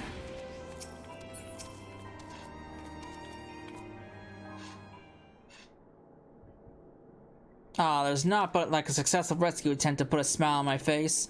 It is wonderful to have our companion back safe and sound. It's wonderful to be back. I cannot wait to begin my training once more. Arya, about your training. Surely you felt the change within yourself? Your proclivity for spellcasting was a property of Lula's blood. Now that her corruption has faded from your veins, so too has your aptitude for the arcane. Yes, I feel a difference. My ether is so weak now that I doubt I could cast even the simplest of magics. I wondered how you would take the news, but you seem almost happy. I am. This way I get to study magic from scratch to know that all my achievements will truly be mine. Of course, this means I'll have a lot more work to do before I can catch up to Cecilla. But having such a distant goal will be what pushes me to endure the training ahead. Oh, I'll be waiting. Just don't overdo it. Oh man, those are good choices. Let's try to be cautious. Just don't overdo it. I promise I won't be running into danger. Not until I've mastered a little more magic at least. Nah. You have the heart of a red mage, that's for certain. Start yourself off with the basics of thaumaturgy and conjuring. The foundation you built yourself will be far more stable than the instinctual power you possessed before. And when you grasp with the fundamentals, I can start your training in red magic again. I look forward to that day, Zaroon. As for you, Cecily, you're going stronger than ever. You've known for some time now that the magics of a red mage are fueled by the caster's own ether. The potency of your spells is a reflection of your indomitable spirit. And I dare say that the soul crystal you bear will reward you with your dedication to the art by granting you new knowledge. This thus concludes my stint as mentor for them for the now. Cecily, you have graduated from my lessons, and Arya, you must ready yourself to begin all over again. You have flung yourself into the revolution's smoldering ashes and reignited the fires of Alamigo's glory. Remember the light you brought with that liberation when the next you plunged ahead into darkness. Zaroon, you speak as if you mean to leave us. Aye, I must return to my pilgrimage, but fear not. Those who defy the tides of destiny are always drawn together, sooner or later. So this is not farewell, merely a temporary parting of our ways. Me eagerly do I await the day our paths cross again, my friends.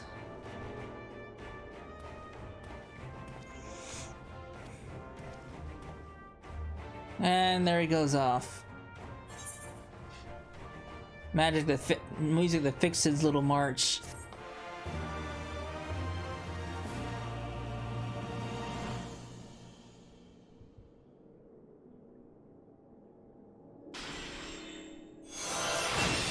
Nice. Verholy! Yep, we got one more quest to do, but I gotta get to level 80 first. Alright, so that is the level 60 through 70 storyline.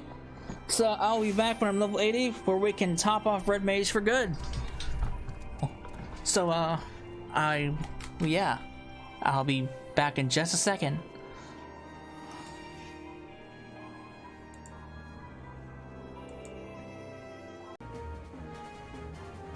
Alright, we are level 80. So, Arya, what's going on, buddy? What's happening? Succession of Steel. Cessa, I was about to go looking for you. I've had a letter from Zaroon Tia, and he's asked me to pass on a message.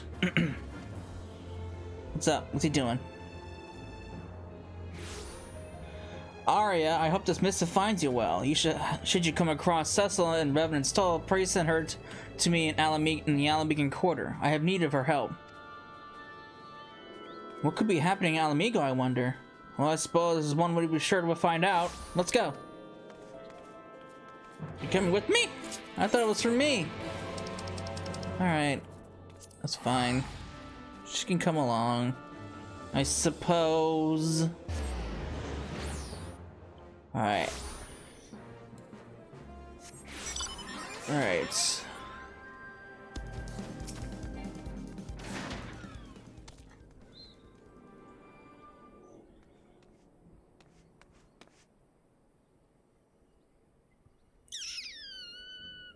Ah, how wonderful it is, wonderful to see my two erstwhile students, and not a moment too soon. We're glad to see you too, Zaroon, though I gather the situation is not a happy one. You gather correctly. You'll recall the brotherhood I was once a part of, the Crimson Duelists. Well, it seems the keepsakes left behind by my deceased colleagues have run afoul from some enterprising grave robbers. Uh-oh.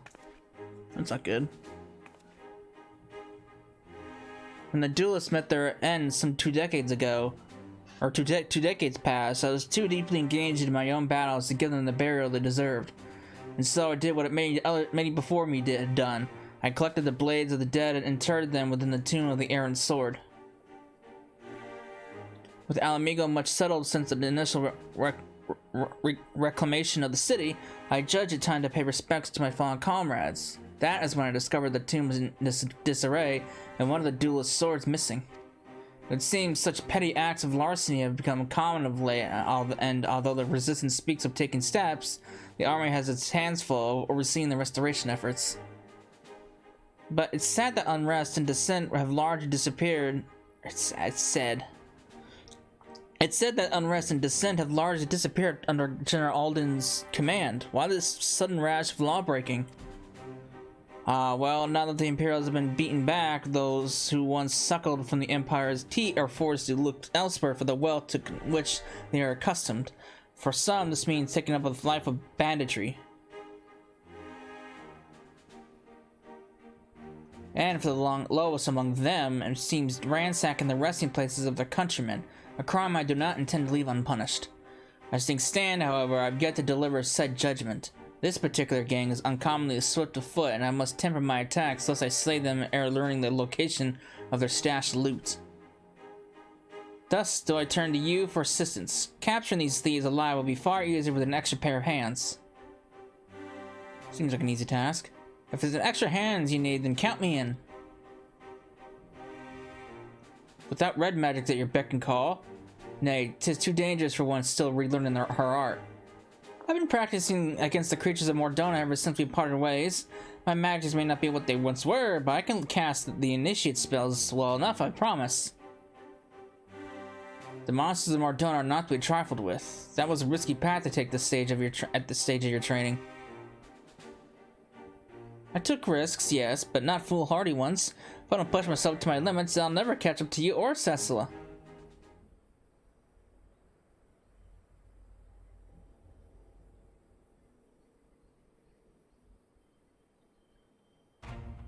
I wager you'll take no for an answer.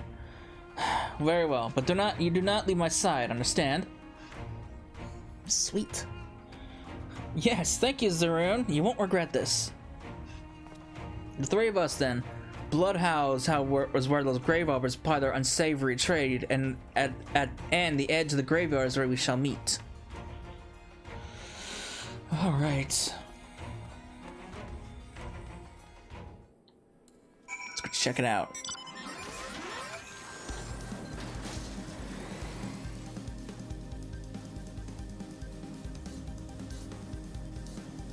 Gotta dismount. It was definitely money worth spent, as opposed to the lunar whale, which I've never used. I probably used it once or twice, and that was it. But this was definitely worth it. The music alone sold me.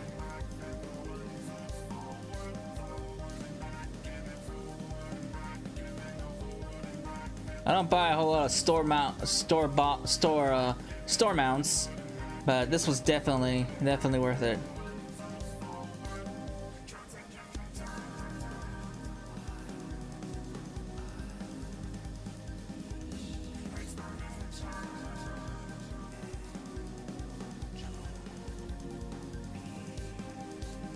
Alright.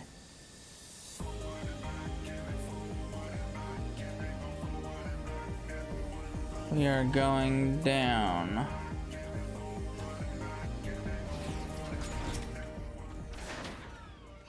I'd like to simply snatch up these grave robbers, but what they have proven an infuriatingly slippery foe who now knows my face, which is why you, Cecil, must play the role of deceiver. Search the graveyard until you find the thieves in question and convince them that in their best interest to slink over here to the east. Once the scoundrels are too close to escape, Arya and I will spring our trap. Alright.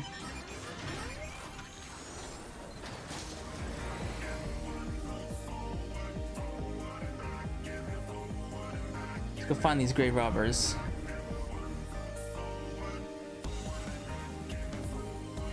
Where are they at?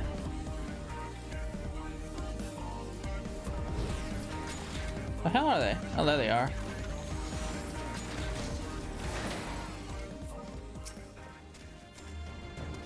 You looking for trouble, mate? How big a fool you'd have to just wander up to a gang like this. What are you doing here? You'll find far richer spoils in the graves to the east. Is that so, eh? We'd about picked this lot clean anyway. So anyway, we'll take that advice. Thanks for the hint, friend. Oh, and not that we doubt your word or anything, but you'd best come with us. Call it a show of good faith amongst thieves. We'll be waiting just up ahead.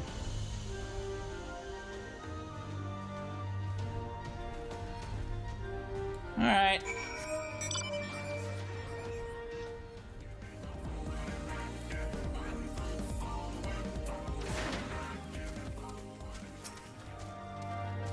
Don't worry about our two mates. They want to head to the east, just like you suggested. And us? Well, someone's got to eliminate the competition. I knew it! I'll take you on. You know who you're messing with, buddy.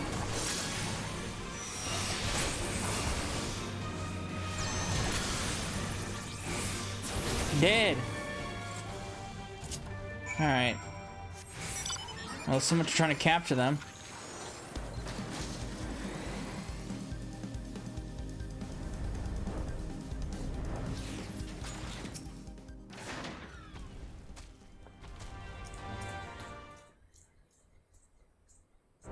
Well, nicely done, Cecil. We caught these two completely off guard. And I must say, Arya, you exceeded my expectations. You made impressive progress in such a short length of time. Yes, I knew those lessons at the Mage's Guild were worth it, even if it was painful to begin at the beginning again. Oh, I see you've been cracking open as many books as they give monster skulls. Your dedication to the fundamentals has certainly paid off. Now, I counted on 4 brigands the last time I was here. Knowing what I do with such villains, I assume the other 2 sought to waylay you? Yet, here you stand with scarce a hair out of place. All jesting aside, I suspect your skills have surpassed my own. What trials must have you endured to forge such strength? Well, I fought on another star to save the world from oblivion. I fought on another star against heroes turned villain. That seems like a better story.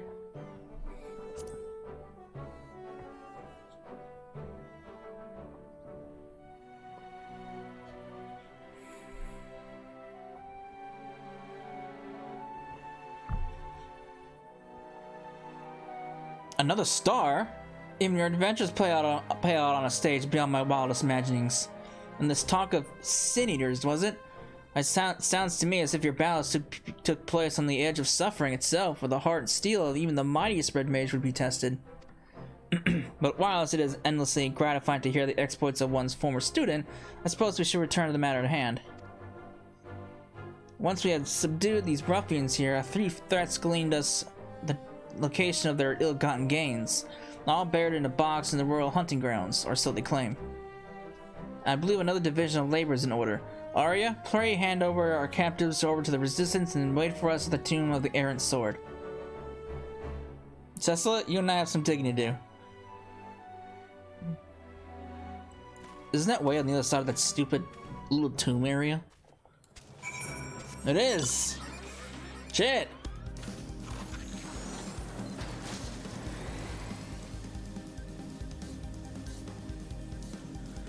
It's way over there.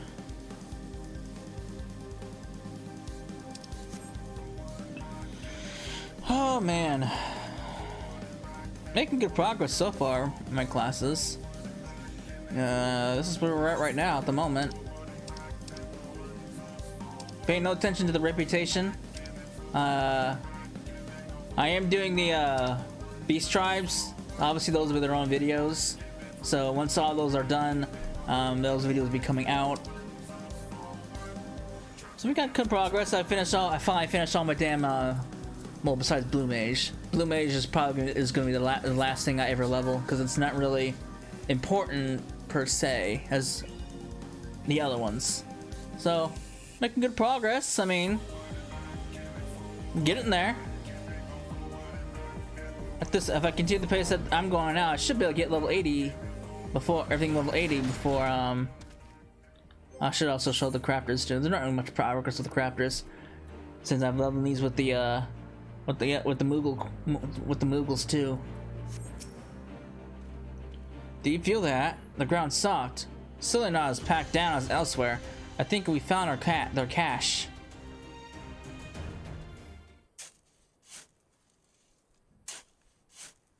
What do we got? Digging a hole. Digging a hole. Ooh. Phew. I'm glad to have found this before they hauled it off to the black market. I cracked the lid open to check the contents, and the box is indeed filled with stolen goods, including one familiar sword.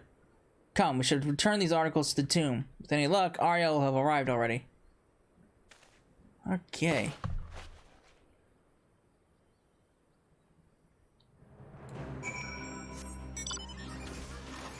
Yeah. If I continue going at the pace I'm going, I should be able to hit level 80 before Endwalker comes out. Which is kind of surprising because I didn't think I would.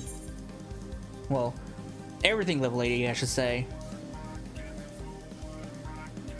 Because I didn't think I'd get everything level 80 for Endwalker, but at this pace, I just might.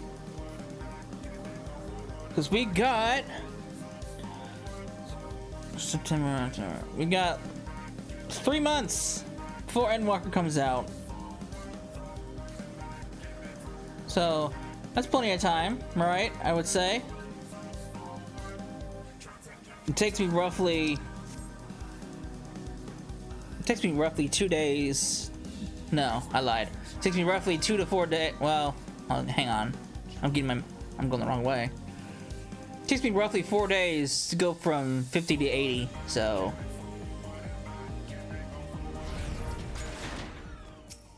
And it takes me one whole day. It takes 1 to 2 days to go from 60 to 70, then 70 to 80. So, you know, making progress, getting there. Right. Let's return these relics to the rightful places. I love the hairstyle too. I've been looking for.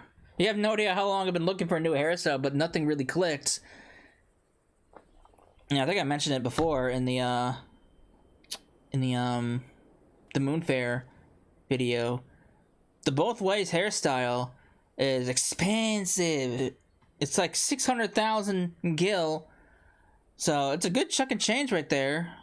It's only accessible from Zadnor, which I've mentioned before, in the loot boxes, which is rare, and I finally got it after so long. So. Yeah, I was super excited for that. That should be the last of them. But what of your comrade's blade? Looks very plain, but then it is a rapier. Well, would you indulge me in a moment of nostalgia? The man who wielded the sword suffered from shallow reserves of ether, so he commissioned a weapon capable of channeling his energies in the most efficient manner. As you might imagine, the custom blade thus forged cost him a small fortune in coin. We would taunt him and his empty purse without mercy, of course, challenging him to become a mage worthy of such priceless steel. His reply to our jeering comments would always stay with me. Even should I fail to do this steel justice, I will remain long after I have perished. A kindred soul who shall take up the sword then you will see my coin as was wisely spent.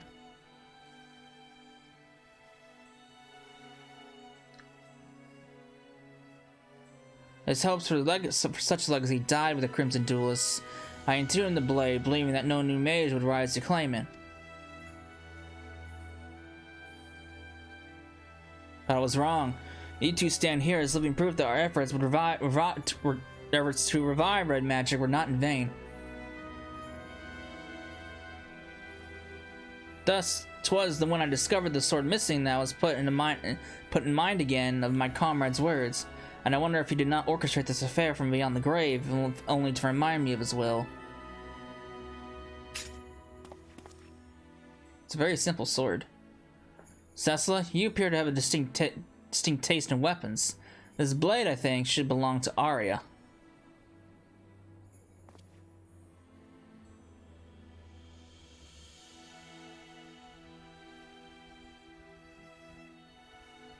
But I'm not even your student right now. I don't think I deserve to have it. I made a promise to you, didn't I? That once you learned to harness your ether, I would take you under my tutelage once more.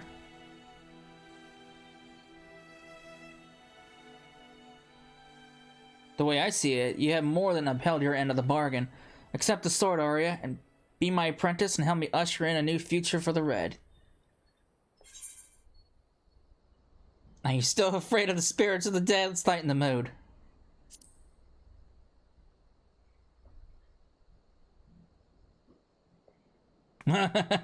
It's not fear that stays my hand, and even should the shade of Zarune's comrade come forth, I will not flinch from this honor.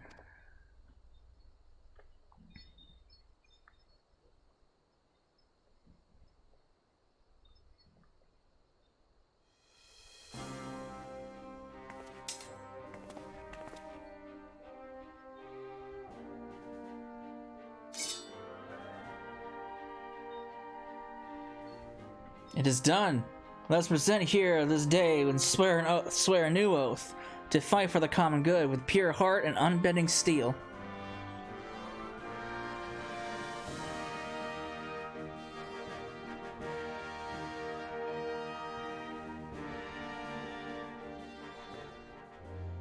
Nice.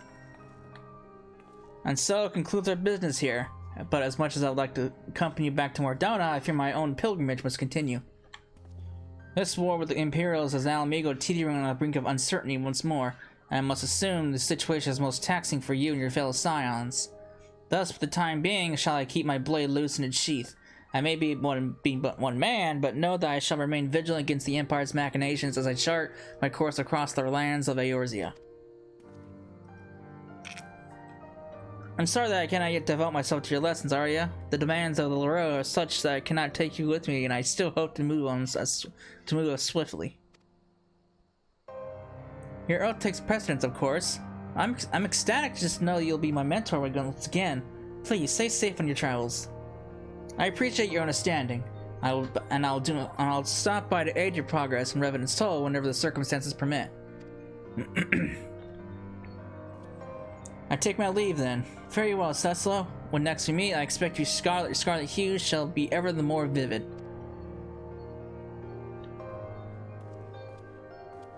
Shall we make our way back to Mordona then? You know what would be really cool is in Walker, when this whole Hydaelyn Zodiac story ends, if like all of the job trainers come together in one big clash where you fight with them. It probably won't happen, but honestly, I think that'd be pretty damn cool if it did. Like how with oh, what was that dungeon? What's that dungeon called? The Hero's Gauntlet, where just before the final boss, after you beat the second boss, the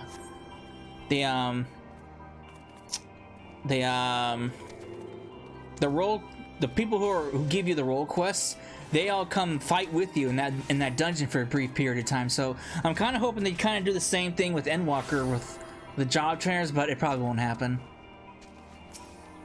It'd be cool if it did, though. I've been so consumed with restoring my magics, but now I have a new goal: to learn to wield my new sword with perfect execution. Was the rune's instruction, I mean, to become a bread mage worthy of his comrade's weapon. And I wouldn't say no to any help from you either, Cecila. Sure. Alright, spread on the rival 3! And that is the end of the Red Mage quest from 50 to 80! So, I hope you enjoyed it. We're moving on to bigger and better things and better jobs. Well, not better jobs, just to say, but, you know. But yeah, I hope you enjoyed it, and I will see you in the next video. Later.